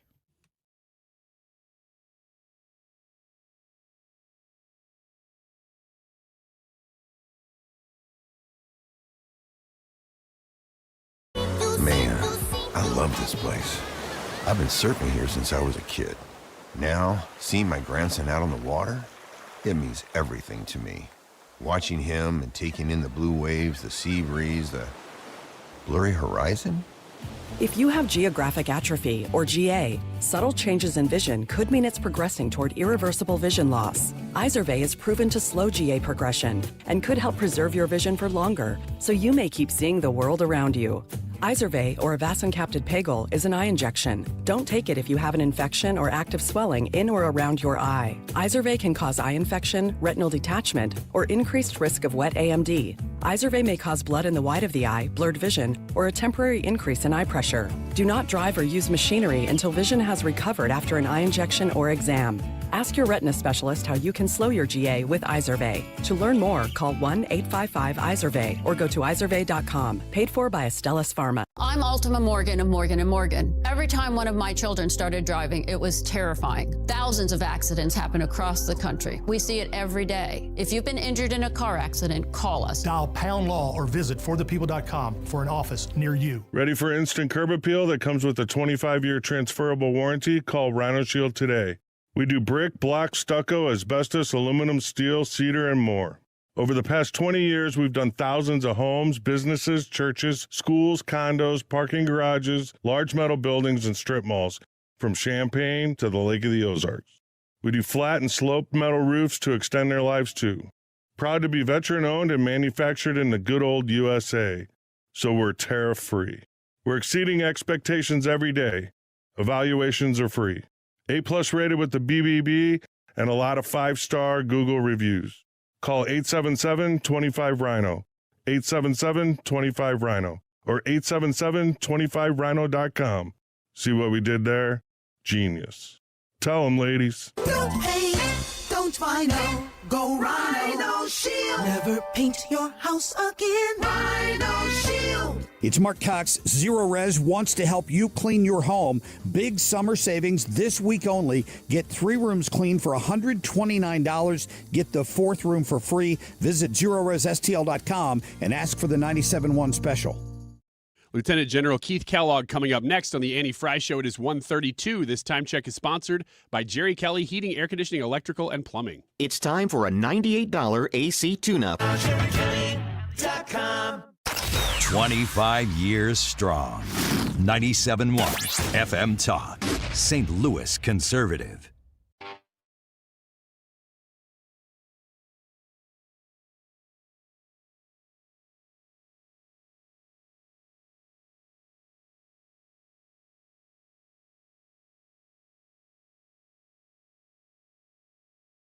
Absolutely, because we have the ability to enforce it. You know, as President Trump says, if Iran steps out of line, if they don't behave, boom, we come right back with military options. The other thing is that the money that you've mentioned, the investment funds and all that, we can see where Iran is using its money now. We couldn't do that a year ago. But the countries where it keeps a lot of its money, the Gulf Arab countries, they've opened their books to us. So if Iran says, oh, we're going to use it, like you said, to build sewage plants and hospitals, but they really are going to give it to Hezbollah, we'll see it move. And then what happens? Boom, we can enforce the agreement. The difference of all the agreements anybody's ever tried to do with Iran, we have the enforcement capability now, because that armada is going no place. And we also have the enforcement capability because the Gulf Arabs, for the first time ever, they usually sit out any conflict in the Middle East. This time, they're on our side. So there you have the former Deputy National Security Advisor, K.T. McFarland on Fox News, reacting to the deal and saying it's enforceable and speaking a little more positively than other folks that I've heard react to the Memorandum of Understanding signed in Versailles last night by President Trump. Let's get Lieutenant General Keith Kellogg here with us, co-chair of American Security at America First Policy Institute, also former assistant to the president and special presidential envoy for Ukraine. General Kellogg, thank you for the time today. It's great to have you with us. Hey, Annie, good to be with you. Thanks for having me. Of course. Just open question. How do you feel about the Memorandum of Understanding between the United States and Iran? Well, I think what everybody has to do is relax in the harness. In other words, chill out a little bit. Look, it's a memorandum of understanding. It builds to the deal, which they haven't got delivered yet. It's an interim deal. Handshake shows intent to go forward. And I think it's going to be restructured a little bit as to the importance of each element to it. It's primarily an economic deal when you look at it. And I think that didn't surprise me knowing where Donald Trump comes from. For example, nuclear is not even mentioned until Article 8 of the 14 articles in there. The first articles are all about economics. And I can see that being developed and what's going forward. And I think you have to look at it where do you want to go with this? And I think where they want to go with it is they don't want a worldwide recession. They were heading there probably not with us, but the fact is that oil was really destined for others. We don't need it. We don't use it at all, except for the state of California. So I looked at it and I said, well, this is one that's going to be worked out over the next 60 days. What does it look like? Where's the importance of it? And who's going to be kind of running it? The whole thing is that, do you trust the Iranians? I don't. Yeah. And I think getting to a proper end state, if based on economy, is great, but they're one of those guys you just don't really trust a lot. Sure. So I don't see where they're going to go. I don't think President Trump realizes how much damage the United States has really done to them militarily. You're not going to see them come back in the next couple of years. This is going to be something that will be developed after Trump's watch, well into the future. So I'm not as, gloom and doom as a lot of people are right now, because I understand it to be as a memorandum. It's an interim state versus a final state. And you want to kind of say, what does the final state look like?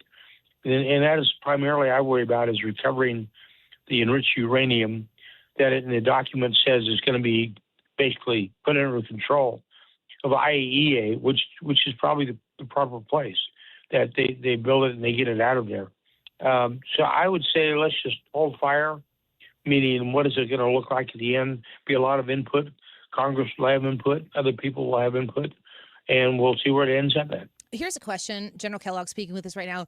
Would you be surprised if this time next week Iran's bombing people and we're right back to where we were before this MOU was signed? Would I be surprised, Annie? Yeah. No, not at all. I didn't think so. Because I don't trust them at all. So this is one of those, I don't think it'll happen next week. But I think over time, when you look at the Middle East, the situation, it's a very volatile area. And I wouldn't be surprised if there's some type of kinetic action that's going to occur. And it's one of those, you kind of have to accept it. What's going to be his response you're going to have there. There will be a lot of people who are just going to say, oh, it's just a simple violation. No, it's not, and we'll see where it goes.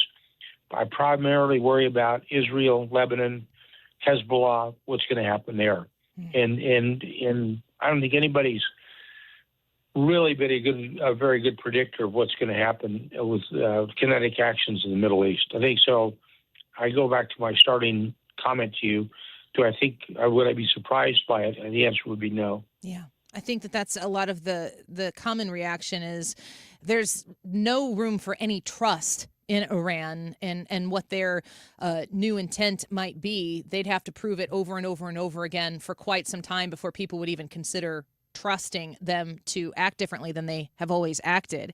KT McFarland, in that clip that we played before we brought you on, was stating some things that are very different at this moment in time compared to other opportunities we've had to make agreements.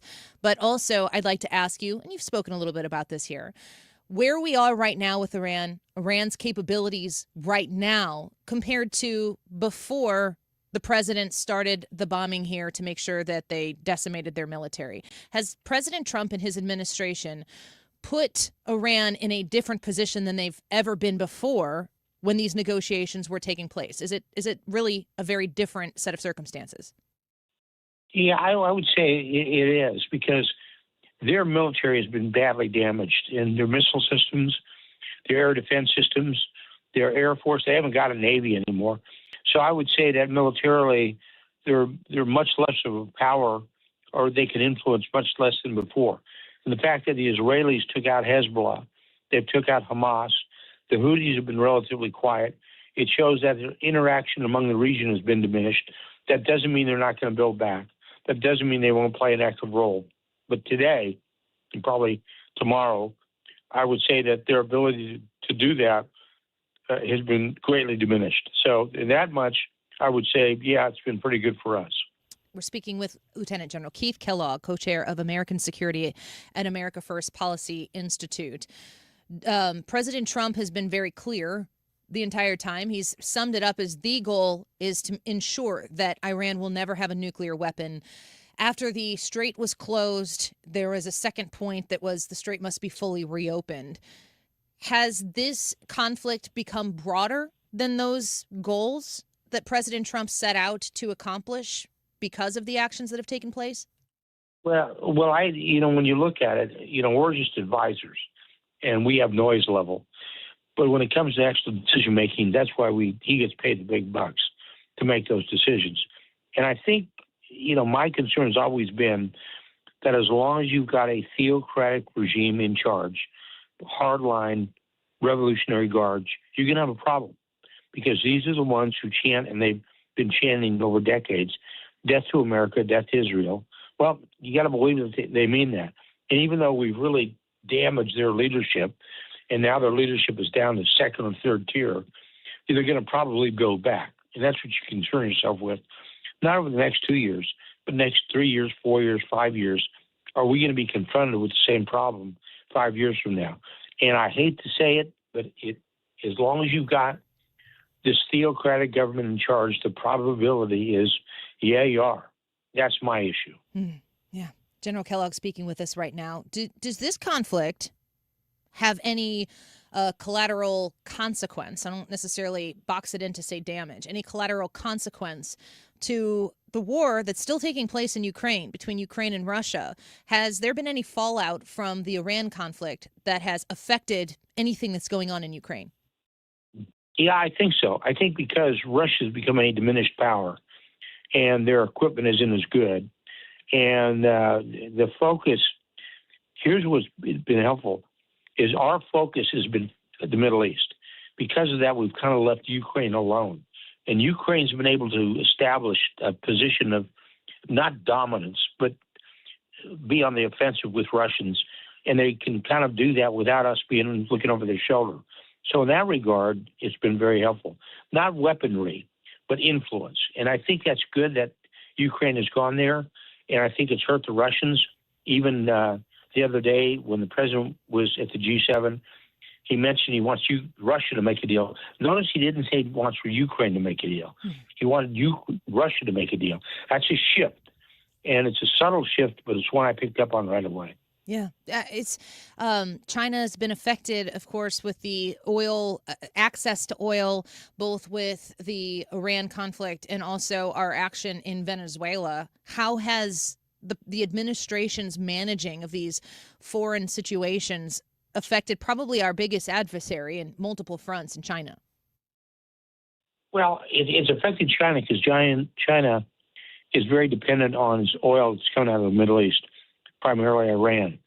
So they probably had their ears perked up when we damaged the heck out of Iran, because they give them all their frontline equipment along with the Russians, and we were able to defeat it.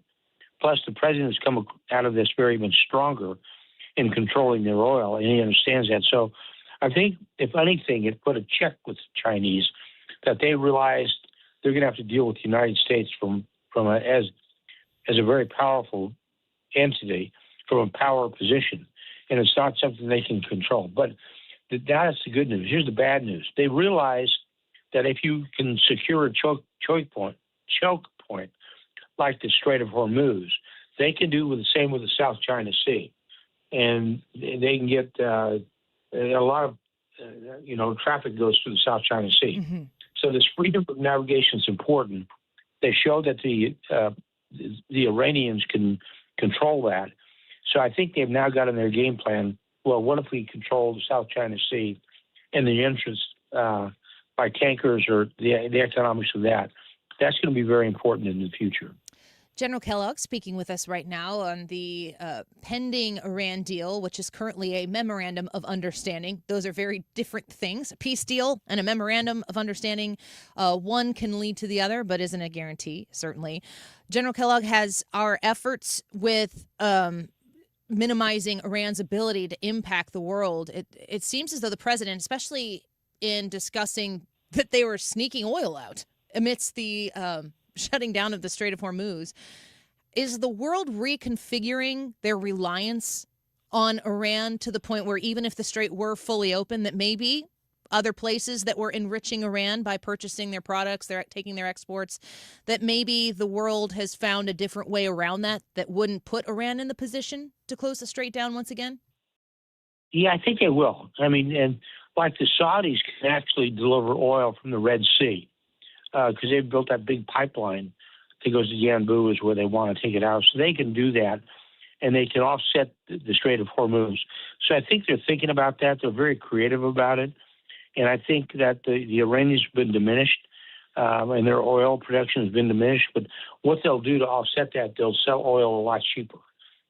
So I think people are looking at a way around this. They're not going to sit static, but they'll try to figure out what is a different way to get oil.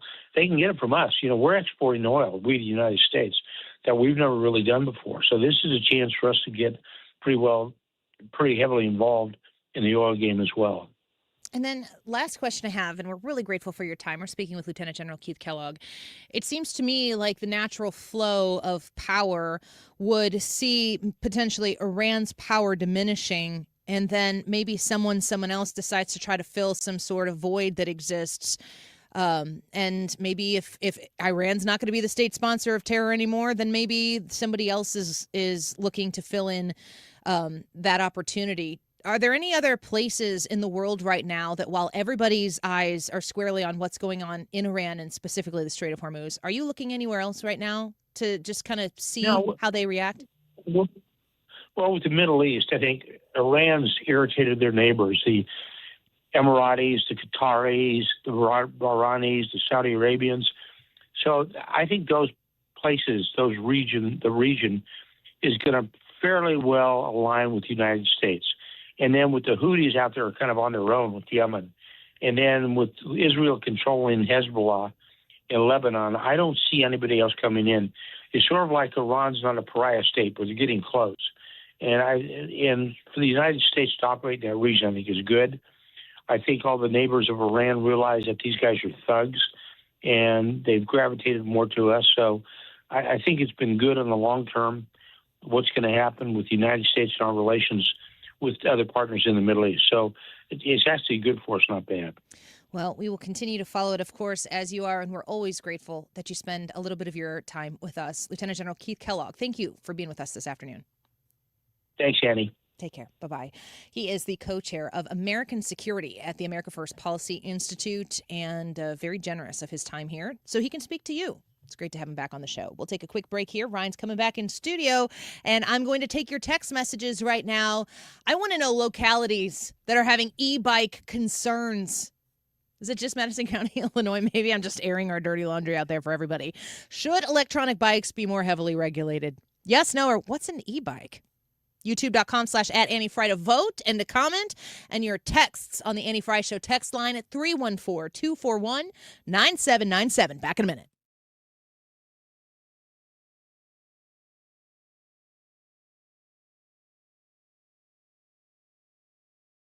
2026 is an election year, and 97.1 FM Talk will be your home for every twist and turn in the 2026 midterms. 97.1 FM Talk. Keep it here for radio coverage that's 25 years strong.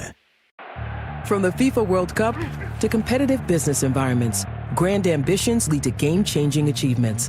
At Bank of America, we're there to support businesses at every step, providing insights and expertise to help you gain an edge. He shoots, he scores!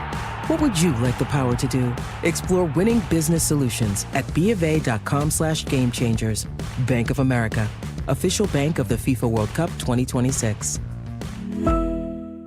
The burrito is fire. Hi, this is Maya. And I'm Antonio. And the little thing we love about the Chick-fil-A hash brown scrambled burrito is that it fuels our morning. It's the full package. You have the chicken, you have the eggs, and then you add these hash browns for a nice little crunch. The chicken's always nice. It's crispy, it's juicy. And the cheeses, they melt together in a beautiful way. And it gives me energy. It's perfect. Order the Chick-fil-A hash brown scrambled burrito and Simply Orange Juice on the Chick-fil-A app today. Real guests paid for their testimonials.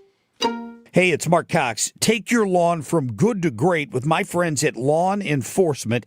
I'm talking expert lawn care services to keep your lawn in order. And here's what they'll do for you. Anybody can mow your grass. At Lawn Enforcement, they want to enhance your property. They'll do the mowing and the trimming. They'll fertilize and implement a weed control program and erosion control, which includes retaining walls if you need it. They can landscape. They can design and install your flowers, your shrubs, your trees, all of your hardscapes. No project is too big or too small for my friends at Lawn Enforcement. You can check them out online at yourlawnenforcement.com. So instead of envying your neighbor's lawn, your neighbors are going to be wishing they had the lawn and landscape that you have. Go ahead and enjoy your space. Be proud when you entertain your friends and your family. They've been in business for over 30 years. Be sure and tell them Mark Cox sent you.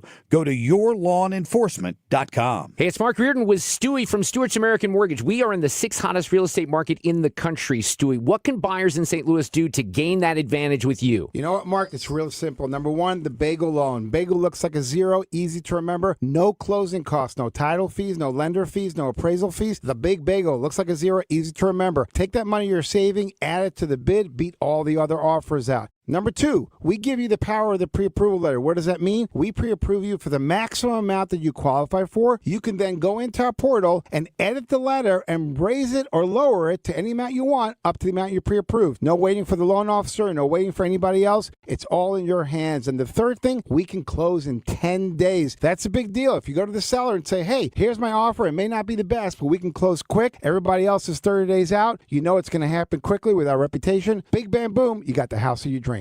Call or text Stewie at 314-324-4440 or Google the Bagel Loan. NMLS number 226715. You're listening to the Annie Frey Show on 97.1 FM Talk, St. Louis Conservative.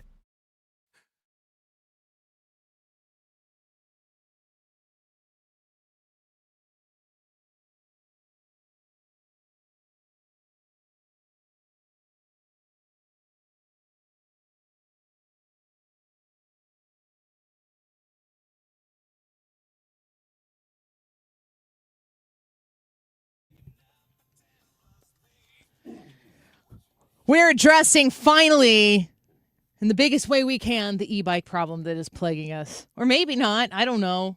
You got an e-bike situation going on in your community? I have been attuned to this in the local community Facebook groups where problems are not solved but created, usually.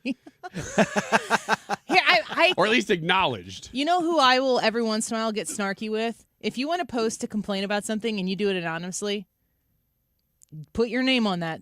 And if you put your name on it, I'll acknowledge internally. Mm-hmm. Okay, maybe they have a right to complain about that. If you go out and say really trashy things and the name you post under is Moldy Pickle, I'm not going to respect you at all. I'm going to comment snarkily. Oh, me too.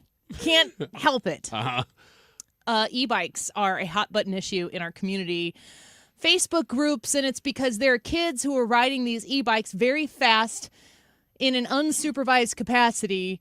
And here's an example of a response. The kids are finally off their devices and out on the paths, and they can't even get, they're not even allowed to do that right, and blah, blah, blah. So that's the pro kids being on e-bikes, driving 20 miles an hour past grandma who's out there walking her Shih Tzu on the path, trying to just live her life and enjoy some vitamin D. Next time, say poop shoe, please. No, do what I want. Or gumshoe. Any texts at the Annie Frey Show text line? Yep. This one says O'Fallon, Missouri just banned all electric scooters. Banned them? From where? That is what Dan says. Dan, give us more details. Like, they're not even allowed? Dan, you are our source here on this. So Yeah. you got to let us know. Our man on the street. This person right afterwards says Governor Pritzker is an idiot. Yes. Also important and relevant to all of our conversations. But they didn't stop there. He says, or she says, e-bikes and scooters should not be taxed or require license. He just wants to tax and raise costs of the taxpayers of Illinois. He needs to go. He's ruining the state of Illinois. Yeah. So, yes. And I also agree that they shouldn't be taxed or licensed. I just think that maybe they should not be able to be where pedestrians are just casually strolling. This person says, I manage a subdivision of 700 homes. I don't know exactly what that means, but that's what he says. I bet he's the president of the HOA, and that's what he he puts that on his resume. He? I think it's a he. At least a dozen electric bikes riding around. I get tons of calls concerning that somebody is going to get killed. Yeah. I guess that somebody's gonna get killed? Really? Okay. Well, you get hit by a car, yeah. They would get killed. There are not that they would do the killing.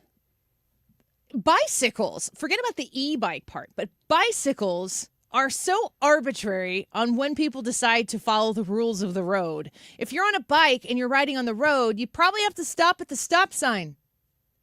But if you're in a car approaching a stop sign, a four-way stop, and you see a bike, you better just sit tight and wait for that bike to do whatever that bike's going to do. Because you get into a fight, you're going to win, and the bike's going to lose every time. Mm-hmm. So you just have to kind of sit back and default to the bicycles. I am a fan of bicycles being on sidewalks versus busy roads. Oh, I am too. I don't have a problem with that. But I do think that when you speed them up by, 4 times? And again, you put kids on them. Mm-hmm. It depends on the kid, but you're not out there parenting your kid. And, maybe the kid could be harmlessly in a situation where maybe what they're doing isn't the most responsible, but yet here it is. This person says, I care about e-bikes as much as I care about cow farts. Neither affect me in the slightest. This person says, I really care about cow farts. They're in favor of regulations on e-bikes, especially if they're being driven on public roadways. Yeah. I suspect that if you're listening to this right now and you have never even considered e-bike gate, that throughout this coming weekend, you're going to start noticing some e-bikes and going, oh, I don't know about that. Go vote in the YouTube poll. We'll be right back.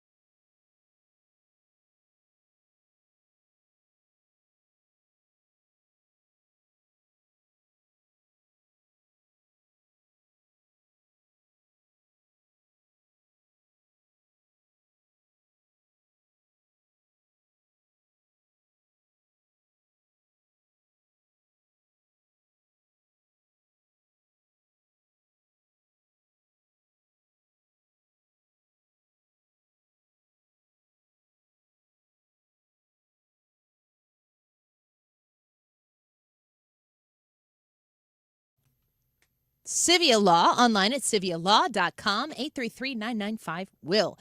How's your estate plan going? Is your estate plan going? Have you even started an estate plan? Does it freak you out to think about it? Does it feel icky to talk about what if your spouse goes, or what if you go, or what if you get sick? These aren't really fun conversations, but I suspect you, like most people, do have these thoughts from time to time. And the anxiety that kind of sets in from not having a plan is way worse than the smart move to call Todd Civia in Missouri or Illinois at 833-995-WILL and get that initial strategy session booked so that you don't have to have that worry. He can have a 2-week turnaround of completed documents from the initial sit-down appointment that you have. And if you mention my name and you're the first 10 to call right now, that strategy session is free. 833-995-WILL. That's 833-995-WILL. CiviaLaw.com. Hi, Sandy. What's that? I'm reading up on this Amendment 4 on the August ballot. What's 4? Amendment 4 absurdly creates a new un-American minority veto power, but only for ballot issues that we citizens put on the ballot. Don't they say it'll protect conservative ideas? Truth gets in the way of their story. Amendment 4 would mean as few as 5% of the most liberal statewide voters in one congressional district could veto any good conservative idea or reform, even when a big majority supports it. That does sound un-American. How did that get on the ballot? The politicians put it there, and it would empower a small minority of liberals. They could stop funding for police, stop tax cuts, or any other common sense conservative policy we support. Only 5%? One district? That would make it nearly impossible to pass needed reforms or rein in politicians. Yep, Amendment 4 is a misguided power grab by politicians. I'm voting no on Amendment 4. Right. I'm not giving up my constitutional rights. It's a hard no on 4. Paid for by Missourians for Fair Governance. KFTK FM Florissant from the Kaufman Townsley St. Louis's Injury Lawyers Studio. Call 314-777-7777. That's 314-777-7777. On the South Side, I'm Carmen Roberts, Fox News. President and Mrs. Bush, President Secretary Clinton, thank you for being with us today and for your devotion to our country. Former President Barack Obama speaking at the opening ceremony for his presidential center in Chicago this afternoon, also thanking former President Joe Biden and former First Lady Dr. Jill Biden. We started as running mates and ended as family, and we would not be here without you. And he says more than 40 years ago, he arrived in Chicago, where, inspired by civil rights movement, he became a community organizer, intending to make a difference in the world. And it was here, in this city, a city of broad shoulders, that I found what I was looking for. And the public is invited to an open house tomorrow through the weekend, but not everyone is celebrating. Some subcontractors who helped build the complex say they are still owed millions and facing financial ruin. Vice President J.D. Vance is calling the Iran nuclear deal a win, defending the agreement and promising energy prices will fall even more, and that Iran is pledging to destroy its enriched uranium stockpile. On the military side, the Iranians, for the second night in a row, did not shoot at any ships in the Strait of Hormuz. So far, they are honoring their end of the commitment. Iran, however, is not promising anything about its nuclear program that it did not agree to in the deal with President Obama. And Vance has also had a blunt message for Israel about its criticism of the deal, telling them to back off. And Arizona's Attorney General dismisses a sprawling criminal case that alleged President Trump's former chief of staff, Mark Meadows, former New York Mayor Rudy Giuliani, and others tried to overturn the loss in 2020. America's listening to Fox News. You never know who might be taking the quiz. Hi, I'm Neil deGrasse Tyson, your personal astrophysicist. Hey everyone, it's Phil Simms. Hey everyone, it's Danica McKellar. It's Candace Bushnell. I'm Jeremiah Brown. Hey everyone, I'm Kix Brooks. I'm John Taffer. I'm Jennifer Aiden. Everybody's Kevin Nealon. It's Mr. Wonderful here, and it's time to take the quiz. 5 questions in less than 5 minutes every day.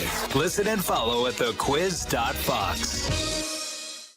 The world of business moves fast. Stay on top of it with the Fox Business Rundown every Monday and Friday. Fox Business reporters, anchors, and hosts will bring you beneath the stock market speculation and boardroom drama to tell you about the biggest business stories of today. Whether you're on Main Street or Wall Street, Fox Business is invested in you. Listen to the Fox Business Rundown every Monday and Friday at foxbusinesspodcasts.com or wherever you download your favorite podcasts.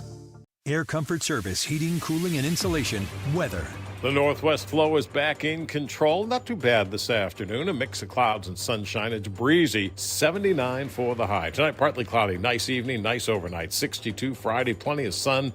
84 degrees. Saturday, partly sunny, 86. Saturday night and Sunday, back to scattered showers and thunderstorms. Some heavy downpours possible.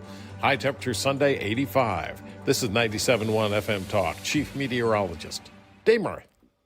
The Annie Frey Show is sponsored by Air Comfort Service Heating, Cooling, and Insulation. Time to schedule your air conditioner service. Get not just your AC, but your entire HVAC system checked for $19 a month with the Preferred Partner Plan. And be ready for the first heat wave. AirComfortService.com. Annie Frey, Ryan Wiggins, Brad Ray. That's us. That's right. Gotta love this American ride.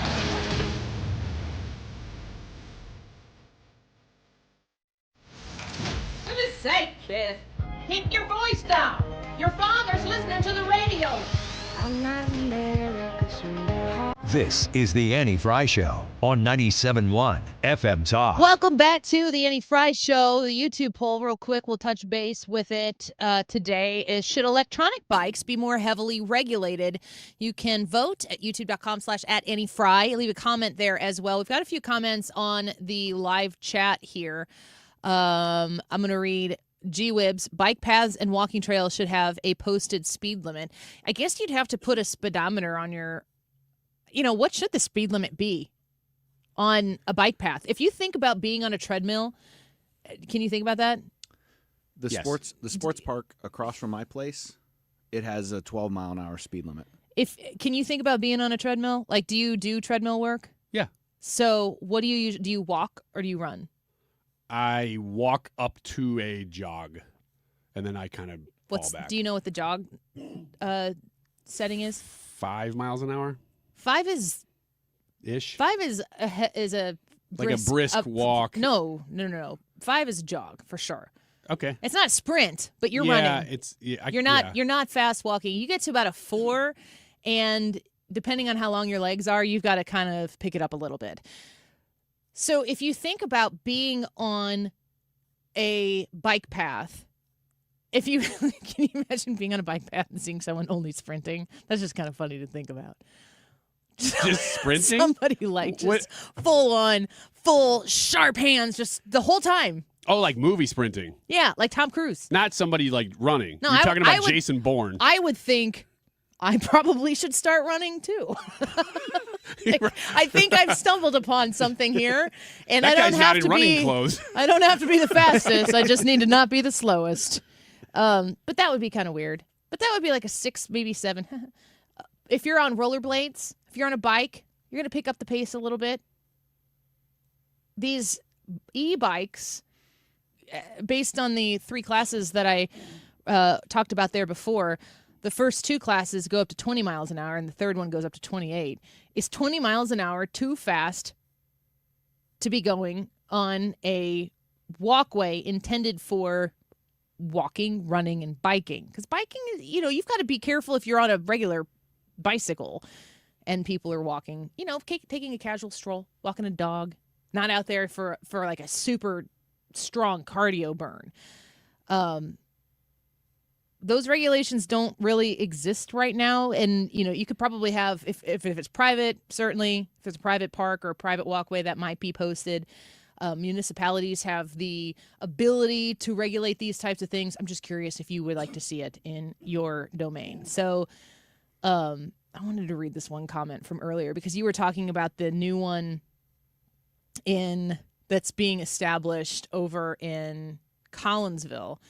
And someone said, you said it's over by the Culvers. And they said that you're from a small place when you put the in front of just common places. Well in my defense, we don't have 2 Culvers. I know. So I can say the That's Culvers. his point. You can't in McDonald's, or can't in McDonald's. You can't in Collinsville say it's over by the McDonald's. No, you can't because there's two. But you can with Culver's. You also couldn't say it's over by the hardware store because we also have two of those. It'd be confusing for people. I don't want to be confusing. I want to dip a little bit more into my favorite topic to cover, even if it's just with myself. But the wake of the World Cup being just taking over the way people see the United States. And again, I'm very open to the idea that they have understood that they've unlocked some sort of algorithm gold jackpot. Okay, by the way, before you play this morning, my wife asks me, are you guys talking about the World Cup much? And I said, a little bit. I think we're all like at least somewhat interested in it.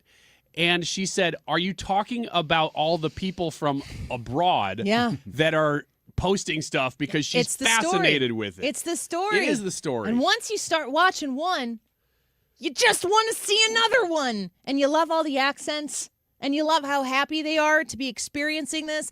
But this is maybe a little bit of a horse of a different color compared to what we've seen so far from these videos. Because a lot of times it's people, these Europeans are super pumped for free refills. They can't believe it. Ice is another one that we've talked about. And by ice, we mean the cold, frozen water ice. I haven't seen a whole lot of reaction to our immigration enforcement issues. But here is somebody, let's see here. This is gun rights, British man reacting to American gun rights. One of the things that's become extremely apparent to me after spending a few days here with a group of Americans and other nationalities is how much of a English people are in general when it comes to arms, guns, and basically protecting their nation. We've been totally pacified in the UK, and through removal of our arms, our right to bear arms, it's caused a big problem for us. And now our government is basically turning into this absolutely tyrannical, feminine leadership that is gradually eroding all of our rights. And there's really not much we can do about it. I don't have anything to add. You came to the United States. I have nothing to say to improve that. Get that man a powdered wig, tricorn hat, and a musket. Thank you. That's great. Yeah, he came here and just went, wait a minute. I think we have a problem.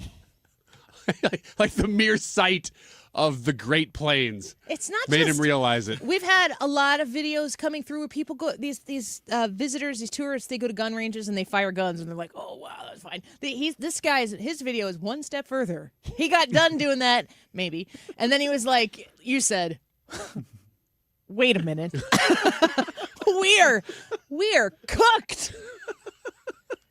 It's just so funny. I think being on a conservative radio station, obviously, if you listen to us, if you listen to Mark Cox and Reardon, these are the kind of things that are just we talk about all the time. And they're going, wait a second. I think I just had a revelation. Hold on a tick. So here's a video that this is a long video, and I'm going to kind of we'll walk through it and talk through it. Feel free to jump in if you want to weigh in on something specifically, because this video is 5.5 minutes, which is generally speaking too long to play for one specific video. But it's Dave Portnoy, and Dave Portnoy went 5.5 minutes and didn't say an F word one time, which is pretty incredible. But he's talking, and I said this, and I wanted to play this when Ethan was in here, and we ran out of time. Because what did I say about the World Cup? I am all in on the World Cup, but like the event and the circumstances surrounding it, I want Team USA to win. I personally don't need to watch the game in order to have joy that they have won. But I will give hours of my time laying in bed to these people coming to the United States, celebrating their countries, putting on full display with the greatest joy that a person can muster, their pride for their homeland, for their country, while they are taking in everything they can from what we have to offer. And it's just all happy. From what I can tell, it's just joyful. And we apparently, based on my obsession with it at this point, I think, don't have enough of this just pure joy going around. We got to like ruin everything. So yeah, I'm all in on the World Cup. The soccer, great, wonderful. Team USA all the way. But more, I feel like the World Cup didn't need America. America needed the World Cup. And I saw that on one of the videos that somebody put on Instagram. Ask not what the World Cup can do for you, but what you can do for the World Cup. All right, something you got to know about me is I can be caught up in the emotion of events. I've never been a big World Cup guy. I'll watch USA when they play. I'll root for USA, both men's and women's, like go USA, but not a soccer guy. Never was like, I believe we will win. I believe we will win. Hate that chant. It's like, all right, I get it. It's a European sport. I'll root for Tottenham. Try to fill that trophy case after I did Pete's review with Harry Kane, Sir Harry Kane. I'll go 6-5. Never been huge. This World Cup, I don't really remember the one that was in the United States before. This World Cup, seeing these other countries come into the United States, and we got the Scots going absolutely bananas, the Tartan Army in Boston. Playing out a front door of like an Airbnb, bagpipes. Walking through Fenway. I don't know where that is in Boston. The Tartan Army. You familiar with these folks? No. I am now. So is Boston.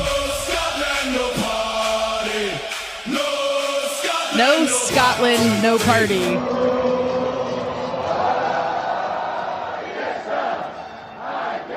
This is, I think, doesn't Boston's, don't the Red Sox still kind of stink? I don't know. I think they're, this is probably the biggest. No Scotland, no party. No Scotland, no party. Speak for something on me. And even if we don't win, we will win, we will win. No Scotland, no party. Like, I had no interest in going to these games. I may go to Boston Friday and hang out with the Tartan Army all day and go to the game. So we're going to take a break here, and we're going to dip back in with Dave Portnoy, because I think that he's feeling, certainly it's what I've been feeling. Do we need more things collectively, like the positive outcome? This is kind of similar to the Russell Crowe conversation that we had earlier, which is Russell Crowe was recently out there talking about Gladiator 2 and saying the reason Gladiator 2 didn't work is because they forgot to have a moral core center to the actual story. We're talking about positivity. We're talking about shared values. Is it weird to see the world descend on the United States and feel more akin to these people who are here pouring their heart and soul into cheering for a soccer team? We know what that feels like. You can relate to that, and sometimes you can't even understand what they're saying or chanting or cheering. But it's just energy into our veins and into the heart of this country, and it looks like America is giving it back to these people tenfold. What a happy, positive story.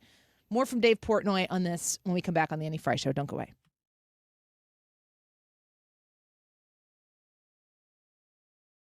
If you suffer from burning, tingling, or numb feet, pay special attention as we discuss neuropathy with Dr. Patton, D.C. Doctor, what is neuropathy? Peripheral neuropathy is nerve damage to the feet and legs. What are the symptoms? The symptoms are numbness, burning, tingling, pain, and loss of balance. Is neuropathy treatable? It's absolutely treatable, and we have amazing results. If you have burning, tingling, numbness, coldness in your feet or hands or balance issues, call us at Comprehensive Integrated Health today for a nerve damage screening. The screening will tell if you're at risk for serious complications and if you're a candidate for our cutting-edge treatment program. Don't wait until your symptoms are so severe nothing can be done. End-stage neuropathy leaves people confined to walkers, wheelchairs, and even amputations. The first 10 callers will receive a free nerve damage screening. Call 636-538-5188. That's 636-538-5188 for your free nerve damage screening. 636-538-5188. License number GL250000615. You're cooking dinner. The lights go out. You flip the breaker and forget about it. But what if it keeps tripping? Trips once, your breaker's doing its job. Keeps tripping? That's a warning. Bad wiring or something worse. Do people just keep flipping it? Most do, until they can't anymore. Call Grasser. We'll stop the trip. Green is always Grasser at GrasserHomeservices.com. Tony La Russa here. Has your loss of energy and weight gain thrown you a curveball in your relationship? If so, go see my friends over at Victory Men's Health. Discreet, first-class professionals will help you hit those curves out of the park. VictoryMen'sHealth.com. That's VictoryMen'sHealth.com. Hey, it's Mark Reardon. If you're nearing retirement or already retired, call my friends Thomas Helbig and Bob Kershaw with the Retirement Advisory Group. They'll show you how linking to the market is much safer than owning the market for your retirement savings. They're the official financial advisors of my show. Go to retirementkey.com. Don't let tax refund worries hold you back. File now with TurboTax on Intuit Credit Karma. They'll find every credit and deduction to help you get every refund dollar you deserve or your money back. Start filing today in the Credit Karma app. The Annie Frey Show is St. Louis conservative.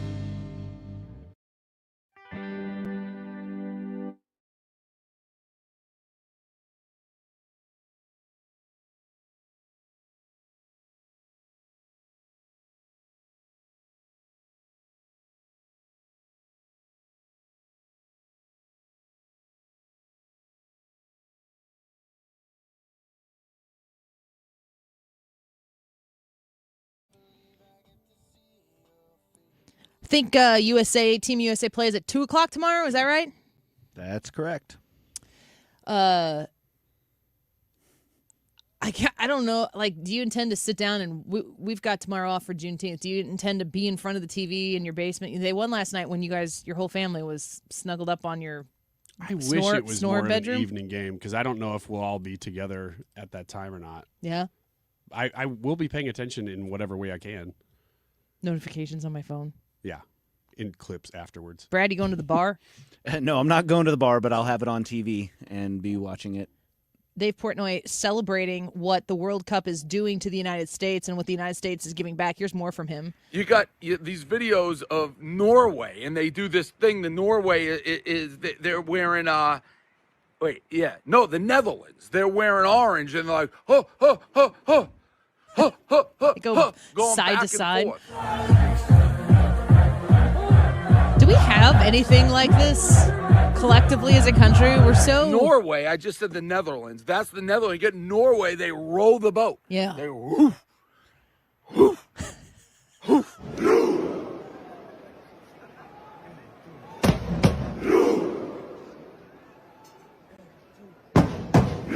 That's scary. Intimidating. They're rowing their way up an escalator. It's like a mall or a train station. And then they take it everywhere they go. If they travel to a bar, if they're in a train station and they're going up an escalator, like Norway going to Norway. They're making these videos that are like the best hype videos I've ever seen. Look at this. It's an AI version of them rowing the entire stadium into the water over to Norway. It's in the mountains. Go Norway, I'm for it.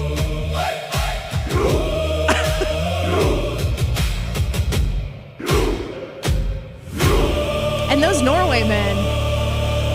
Small. I'm rooting for these. I'm more into them than the U.S. Like, yes, I want the USA to win, but watching all these foreign countries, all their fans, there's like 20,000 Scots in Boston right now, and they're all exploring the United States. They're going different things. Like, you're seeing Scots being like, it's hilarious. Like, I just had a Dunkin' Donuts. It's the best coffee. I saw someone got avocado toast at Dunkin' Donuts. I didn't even know you could have avocado toast. So we started the day at Dunkin' Donuts. Oh my goodness, I love this place. The avocado toast and iced coffee were so good. Another one's like, I had nachos at Hurricane O'Reilly's. I've never had such a treat.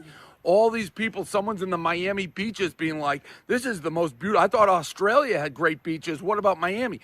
All these foreigners come to the United States, and all they see on TV is like, oh, the United States falling apart, all the stuff you hear in Trump and purple hair. And they're like, this country's awesome. The United States is unbelievable. They're enjoying all our local stuff. They're having the times of their lives. They're singing, they're dancing. Scotland on fire. I have become caught up in World Cup mania. Yeah. I think it's like the best. I wasn't anticipating it. It caught me off guard. I just sit and scroll online for every single video of these fan bases exploring our country and having the time of their life. Yes, I want USA to win. I'm like jealous that we don't care about the USA in soccer. I know, relatively speaking, but not like these other countries. To root for a team, travel in a group, have the time of your life. People have like saved up, I guess, for like years to do these trips. I have World Cup fever. I don't necessarily have USA soccer World Cup fever. I have Scotland, Norway, Netherlands, Japan World Cup fever, and watching them just have the time of their lives. That's exactly how I feel about it. And I do kind of want, I mean, the truth is, I don't have time to like really super invest in A, learning soccer, B, being a part of what the World Cup is clearly to the rest of the world. But I just do. It's the best PR campaign that I think I've ever seen America participate in. It's so great. It might be. I mean, it's all authentic too.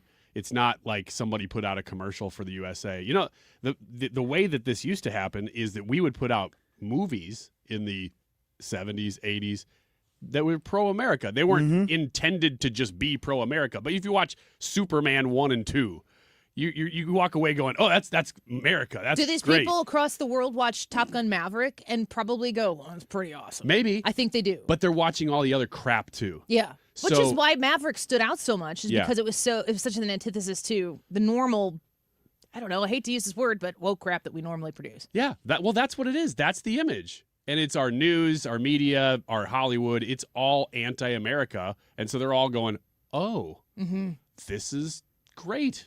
There are multiple layers to this, 3 that I can think of off the top of my head. First is the impression that people had of America before this started coming into the country.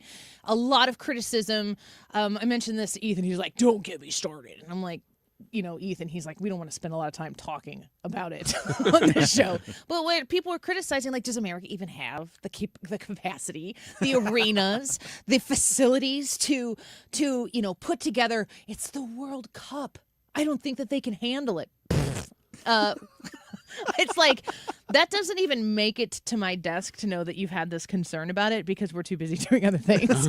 But they come to America and there's this predetermined understanding of what America is, which clearly was very different than the first impression that we're making in person with all of these people. So the first layer is, what is the reputation of the United States of America to all these people before they got here? And it was pretty clear that America is not a soccer place, and they are not going to be able to handle this. I think we've been handling it quite well. The second thing is the wave of love and affection and just overwhelming positive surprise that these tourists are having and sharing on social media. And again, if we're all being baited into watching their videos because they know what they're doing and Americans are all here for it, okay, whatever. I think it's great. And that leads me to the third point. So many Americans are seeing the way people are positively talking about America. And it's like America is receiving the first compliment that they've ever heard. That this entire time, we just have been like a teenage girl internally down on yourself because you've heard all the bratty little mean girls at school constantly talking about all the things that are crappy about you. I almost said a bad word. Crappy about you. Why? Because those mean girls are jealous. They're not happy inside. It turns out that the people who are not happy inside are our own people who are jealous about the positive things that do exist here that maybe they don't feel like they're a part of, even though they could be if they wanted to be. We've been told internally for so long that we don't even know. We can't even believe that people would launch a compliment our way. So you sit here and we've been told we're pretty for the first time without having to ask, do I look pretty? It's like an objective party comes in and gives you an honest, genuine compliment, and it is the first time that it's been reinforced in such a way that we actually think maybe, you know what, I'm looking around and I can see clearly now. The rain is gone. I actually believe what they're saying, but I've had to have somebody else come in and objectively acknowledge it in order for me to feel good about something that in my deepest heart of hearts I've always really, really felt good about, but everybody was so mean to me and I didn't know what to do about it. Those are the Democrats. That's a great analogy. Thank you. I'm going to clip that and turn it into a 4-minute promo. And you know what, Trisha? You're just going to have to deal with it.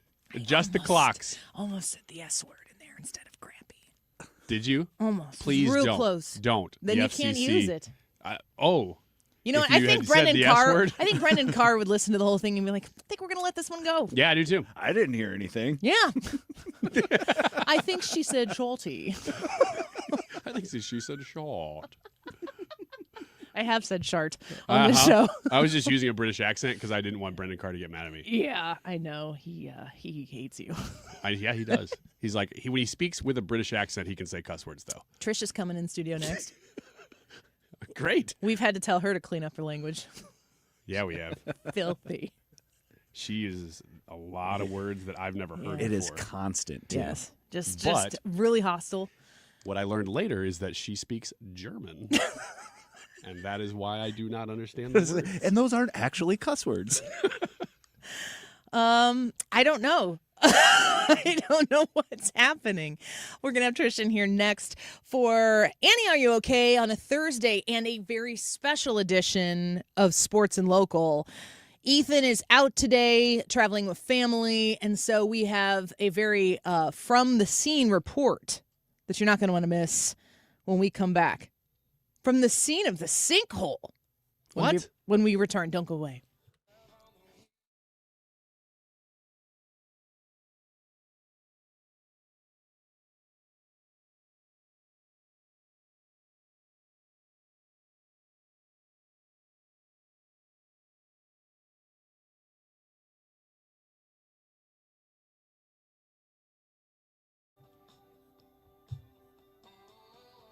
Home Shield Foundation Repairs.com. When the rain comes down and it makes its way into your basement, you've got a problem and you know you've got to fix it. Who do you trust to fix it? How much is it going to cost? Scary, I get it, but you want to get it fixed before it causes more damage than it already has, before the problem becomes bigger than it already is. Matt Hayes at 314-271-9900, 314-271-9900 at Home Shield Foundation Repair will come look at your basement and give you that free estimate so that you can make an educated decision. Yeah, I got to get this fixed right now. Or, figure things out and see what you're going to do about that water every time it rains, trickling into your basement. Over and over and over again, you look at the forecast, and the first thing you think about is, crap, the basement's going to be underwater once again. Reach out to Home Shield Foundation Repair and talk to them about waterproofing your basement. And don't delay, 314-271-9900. Online at HomeshieldFoundationRepairs.com.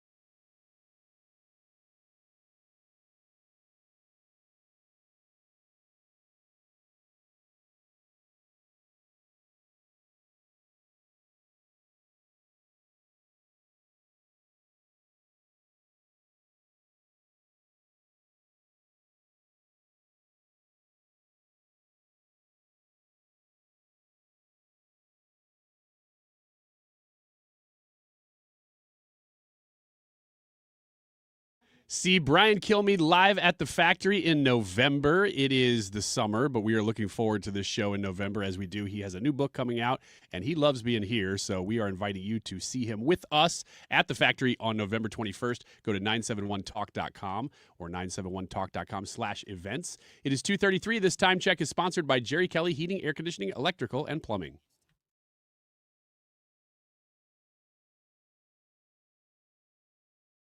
In 2026, get used to hearing the word semi-quincentennial. America 250 on 97.1 FM Talk, sponsored by Paramount Men's Medical Center. This segment of the Annie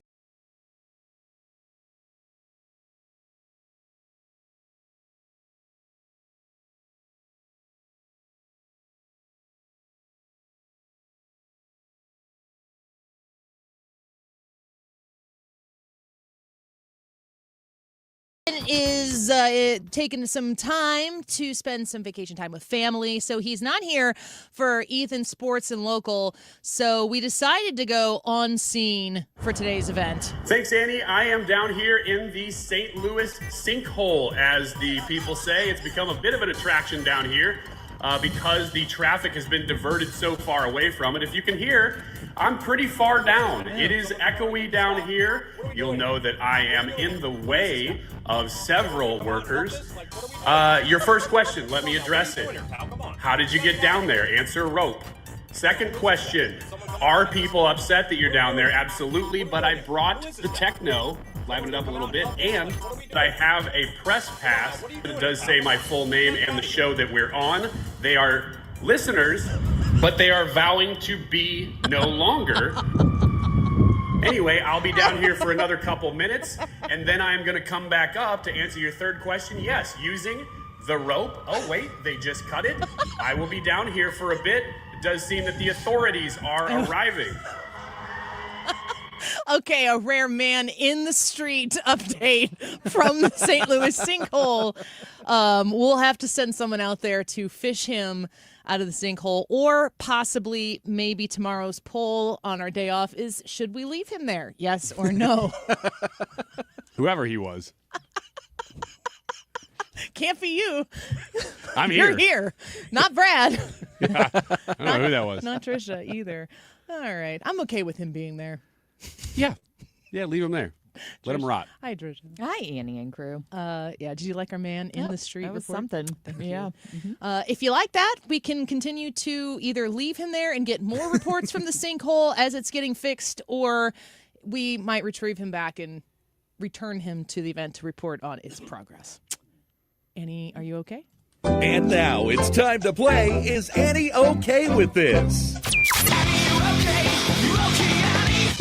Woman arrested for speeding home to watch Love Island. An Arizona woman was arrested after state troopers say she was driving 108 miles per hour in a 65 mile per hour zone because she was trying to get home to watch the reality television show Love Island. So that sounds like she said, I had to get home. I mean, she could have kept that part to herself. She could have said, I was going to have explosive diarrhea. Like you do. That's what you say. Which is what you say, isn't it? That's what you say. Instead, she said she wanted to get home to watch her show. And she was arrested on criminal speeding and reckless driving charges. Her vehicle was impounded for 20 days. Hope she had it on DVR. I hope she ends up on Love Island out of this. Ooh, twist. Yeah. It'd be she great. wins Like, Love that's Island. dedication right there. We need her. Yes, exactly. And that you could spot her Love like from a mile Island? away and be like, yeah, that's the one that's not a model. She's coming in real hot. She got on through some social media exposure. Real quick, Trisha, before I read this, what is your question? Are you okay with reality TV? Okay, before I answer that, according to Google, Love Island, the premise of Love Island follows a group of single, conventionally attractive contestants called Islanders who live in an isolated, luxurious villa under 24/7 camera surveillance. Their goal is to couple up, whether for love, friendship, or game strategy, just like life. To avoid elimination, those who remain single after recoupling ceremonies are dumped from the island. Classy. Do I like reality TV? Some reality TV. I don't like that relationship stuff. I don't really, I'm trying to think of reality TV that I I used to watch American Idol during a portion of time. I loved Biggest Loser when that was still on, but that's obviously been gone for a while. I don't like reality TV that's so obviously scripted and unrealistic. So I'm not really into that, but I'm not opposed to a competition show if I feel like there's actually some competition there. She's looking at you, Storage Wars. Is that... It was determined to be very scripted. Would they like stock a storage facility full of stuff and then they would. It was What was the premise of that? Like they had to go in and you guys. You'd buy a storage unit because you can do that, and then you'd open it up and see what you found. Yeah, you'd bid on it. They would have them Was abandoned units. Was Big Storage behind this to get I don't people think to so. buy more storage facilities? No, it wasn't Big Storage. It was TLC. Big TLC. I'd look a little deeper into TLC's contacts. Yeah, that show exploded, and then once they found out that, oh, you guys are just putting stuff in units. And plus, these guys had all the main characters had all become pretty wealthy from doing the show. And then they stand up and they go, man, I don't know if I can afford $800 for this unit anymore, but it's got some old Elvis newspapers in it. I think you've just broken Jackie's heart on YouTube. She said, "Are you serious, Wiggins?" Darn. But she didn't say darn. Oh, yeah. But I'm afraid of Brendan Carr, so we're going to keep it that way. Brendan? I should get his name right. Yeah. I don't know. You can say that word if you say it in British. What are the worst? No, I don't think you can. What are the worst reality shows that you've watched? I watched, I think that was Fat and Fabulous or something like that. That has got a catchy title. Is that the name? I Am Jazz was that young transgender person. This is before trans was mainstream, which I would assume right now. Would you say trans is mainstream now? I think we're almost on the other side of mainstream. But I mean, it's Yes. as mainstream as it's going to get. Yeah. Jazz was a boy whose parents, they did a reality show walking Jazz through a transition to being a female, and they started when Jazz was 2. They're like, we know. Oh, my gosh. I think I remember this show. I couldn't not watch. It was probably on TLC as well. Dude, I freaking loved Hoarders. Hoarders is something that I hide in the hallway and peek around the corner because I can't stop watching it. But I'm like, I need to remove myself. It's so terrible. Uh-huh. Are you a pimple popper person? Ugh. No, I've never watched that show, but I know the executive producer, and I've never watched it. Is it because of your pimples? No. It's not. They keep trying to recruit him. Because of my boils. Okay. Alligator attacks DWI suspect during escape attempt. Louisiana. A DWI. Hold on. Oh, I know. It was confusing. Victim? What? No. I got a DWI-er? Not at first. I'm just going to launch into the story now. What about Honey Boo Boo Child? You remember that one? You're going to ask me a very important question right here, and I need to know the facts. Hold on. Let me get to it. Okay. A Louisiana man accused of drunk driving was attacked by an alligator while attempting to flee police. State police say the 40-year-old jumped from an elevated highway and ran into a swamp. He was driving drunk. Gets out, Gets out, trying to run away from police, jumps into a swamp, attempts to swim across the canal drunk. when an alligator bites him. Oh. Even after the attack, he continues running before eventually being taken into custody. He was treated for his injuries and charged with DWI and resisting arrest. And animal cruelty. Yeah, maybe. I don't know. That's not in this. Are you okay with running? From the law? I don't know what you know. Tell me what you know. No, I don't. I've said this many times before. I'll continue to say it again. If I could change 2 things about myself, and these actually do go quite a bit hand in hand, I would be one of those obnoxious morning people. Do you know what I'm saying? You know, that's like 4 a.m. Just like headphones on, socks high, just running around. These idiots, probably on yourtango.com, Ryan knows. These people are like ways to improve your life, and it's like wake up before the sun comes up so that you can have some time to yourself. I'm like, the time I would like to have to myself is in bed while I'm sleeping. Yeah, I'm that doesn't even scrolling Instagram. Yeah. Your Tango is like, don't do that. Don't do that. I've got a suggestion for you. Make a nice fruit breakfast. I would be okay. I would be a morning person, and I would be a runner. And during COVID, I did Couch to 5K, which I really recommend if you ever are looking to try to get fit, get more cardio in, and you want to run, but you're nowhere near it. Couch to 5K does a really good job of, I mean, I could run a 5K in less than 30 minutes by the time I was done with it, which was incredible for me because I've never been that person. I've always been quick, never been fast, never, ever enjoyed running. But I wish so much that I did. I get a runner's high when I run, but it's on an electric bike, apropos to today's poll question. Thank you for that. You're welcome. It's very professional of you. You're welcome. About time. Fake shopping site offers retail therapy without spending money. It's like playing online poker for not money. It's like that none of this is real. Yeah, this is what it's like when we walk through IKEA. A new online trend out of South Korea is giving people the thrill of shopping without actually buying anything. So-called dopamine sites. I do this on Amazon all the time. There's always something in my cart. Well, now you can, with these sites, you can actually put something in your cart and even track fake deliveries without spending any money. Gosh, we're not a healthy people. Apparently, the trend is gaining popularity among younger consumers. Supporters say it delivers the satisfaction of shopping without the credit card bill, while critics call it another sign of consumer culture gone too far. Annie, are you okay with fake shopping? No! What's wrong with these people? You're getting extra emails telling you you don't have something on its way. Who's like satisfied by this? You need help is what you need. You need somebody to sit down and tell you, no, you need help. I do like a good online shopping experience, but I don't think I need it. I usually need the things I'm shopping for, and I'm a researcher and an analyzer, so I put a lot of work into all of the possibilities of ways to purchase said thing.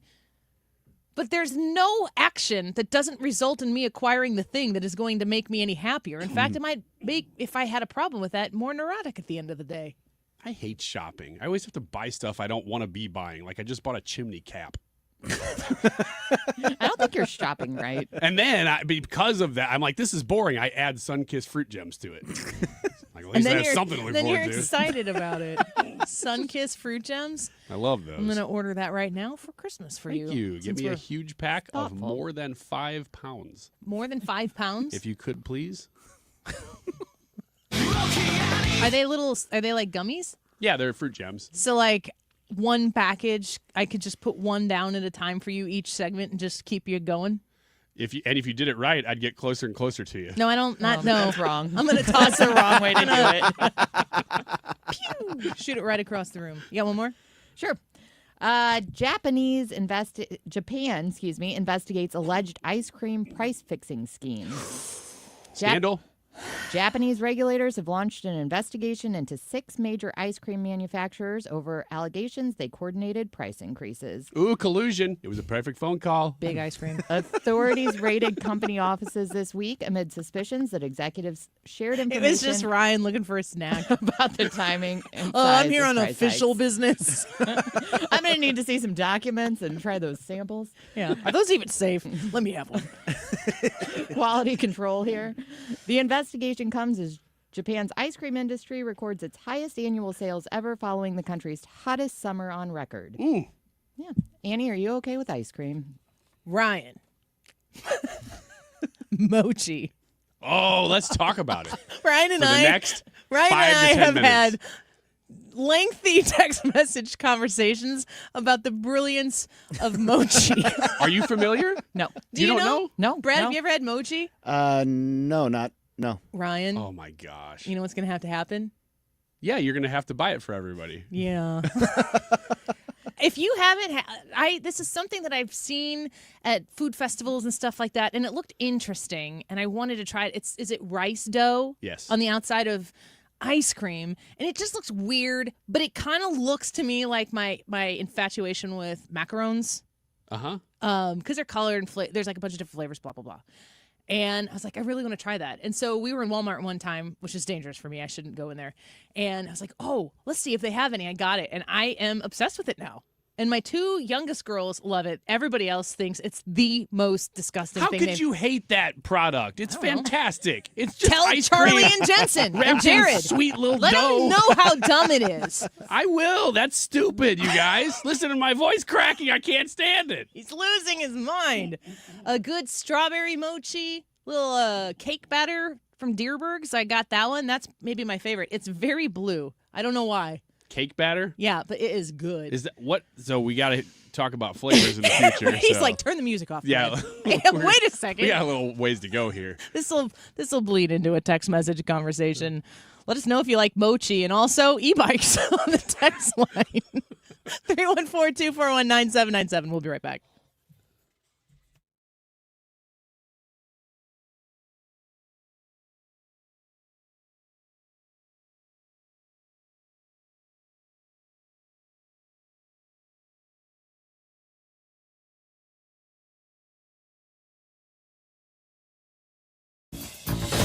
We're here to celebrate America's 250th birthday in 2026.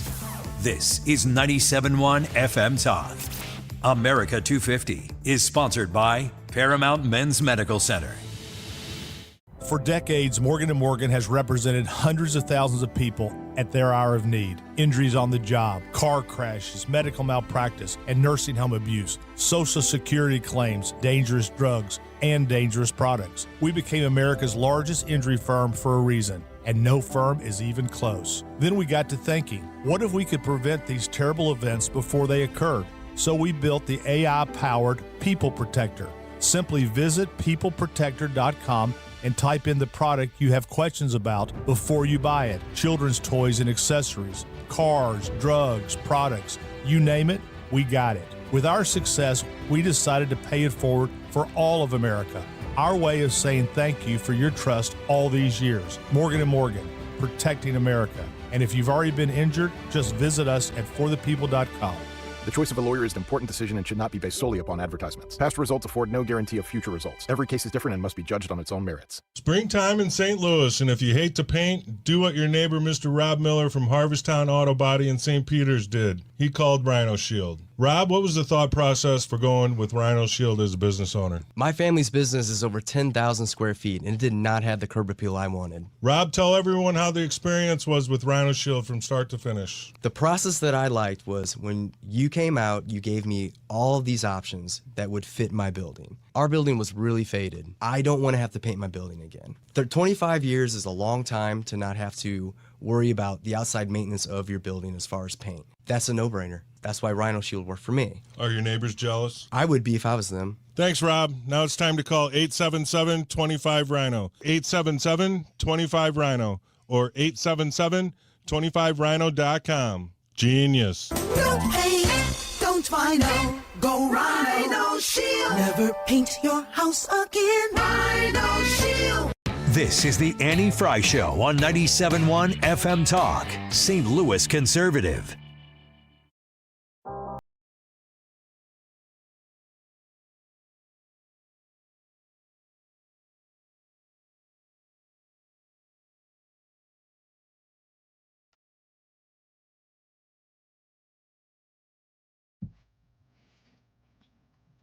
This song goes out to my kids for their hatred of mochi. Unbelievable. What's the matter with them? Who's raising them, Jared? How could you hate mochi? If you've tried it, it is to love it. It's like hating the Ninja Turtles.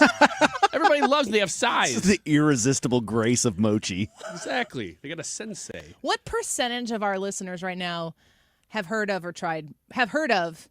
and follow up have tried mochi? Do you think it's tiny? Well, it needs to be a week, a poll of the day, first of all. I am open to mochi sponsorships. Oh, me too. And all in trade. We only will just give us mochi. We don't want your money. We'll do anything for mochi. I'll go get that guy out of the sinkhole for mochi. You guys get that money out of here, you mochi guys. We love you. We wouldn't even disrespect you that way. No. We just take it and delicious bites of rice dough and ice cream. We do want you to consider lowering the price of mochi a bit. Don't ask for anything right now. If we get it for There free, you it's go. lowered for us. That's true. And then we'll tell everyone about it. Problems have just been like solved. This. We don't get anything for it. In fact, my fridge has a mochi drawer now. No, My really? freezer does. Yeah. How much mochi are you buying?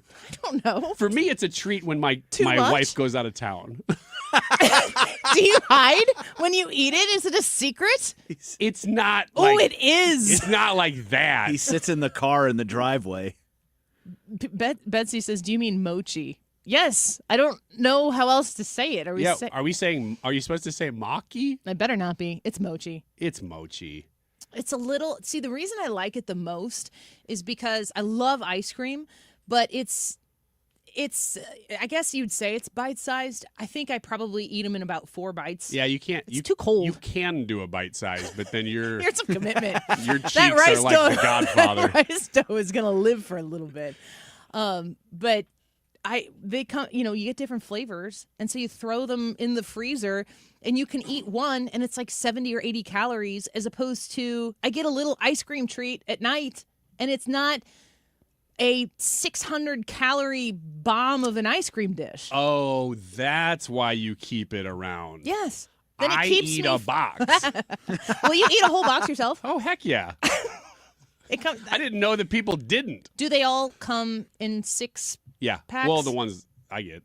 Same. And I've never gone to Aldi. So if you go to an Asian grocery store around here, you can find different types of mochi too, and some of it is non-refrigeratable. So there are people in the room who are looking for ideas for Father's Day.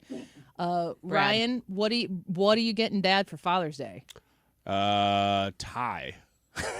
Nobody wears ties It's anymore. a power tie though. For business. It has forceps on it. Bunch of power drills. Do you guys do gifts for your fathers still on Father's Day? Ooh, there's a silence. I don't remember. I don't know, and now I feel bad. We do. Yeah. Well, I think we just usually get together with them. Time. Yeah. Time is good. What do you do, Brad? What we Something spectacular? Yeah, usually we get together as a group. My dad's really hard to shop for because, like most dads, he doesn't want anything. And no, my dad would not like mochi. How do you know? You don't know. Don't It's just judge ice him cream that with way. rice. This is Listen, the thing that Ryan and I have agreed on he is, the most. He is ever. my dad, and I know him very well. He would not like mochi. He'd He love would it, not Brad. try it. He'd love He's it. like, "What is this? Japanese?" No. I'm the exact opposite. Oh my gosh. If it's Asian food, I'm like, yes, took a please. turn. Trisha, do you get something for Dad? Yeah. Although as we were talking about it, I thought, oh, I need to buy gifts for everyone. Yeah, well, so you don't. I like keep to those give my ideas dad coming. hugs. He's big on physical touch and affection. He just kind of giggles a lot because he's super ticklish. I just go up and hug him for a really, really long time. And He goes, is ticklish. He goes like the shut up. Does he love it when Ryan does that too? He goes "Ooh," the whole time I'm hugging him, and he doesn't make that noise when Ryan hugs him, which is what I'm really worried about. Here comes the wiggle. Do you want to tell my dad Happy Father's Day? No, I'll tickle. When Should he least electronic expects it. bikes be more heavily regulated? 67% of you said yes. And I agree with you. Keep it right here. The Mark Reardon Show next. Time now for today's Spotlight on Money, sponsored by LendSeek. Don't let someone else's flashy lifestyle derail your financial well-being. Resist impulse purchases of big-ticket items like cars and jewelry because you feel like you need to keep up. Wait 72 hours, then make the purchase. Alonzo Munoz of Hamilton Capital Partners in Atlanta says be true to yourself and know the truly wealthy rarely show it off. The wealthiest folks that we work for, our wealthiest clients, they're very low-key. I'm Rob Hart. If you own a business, you've heard it all. From fast funding to easy approvals, everyone says the same thing. LendSeek is different. We show you what you actually qualify for. LendSeek's AI-enabled platform matches you with funding options with no guesswork. Up to $5 million in as fast as 24 hours. If you've been in business over a year,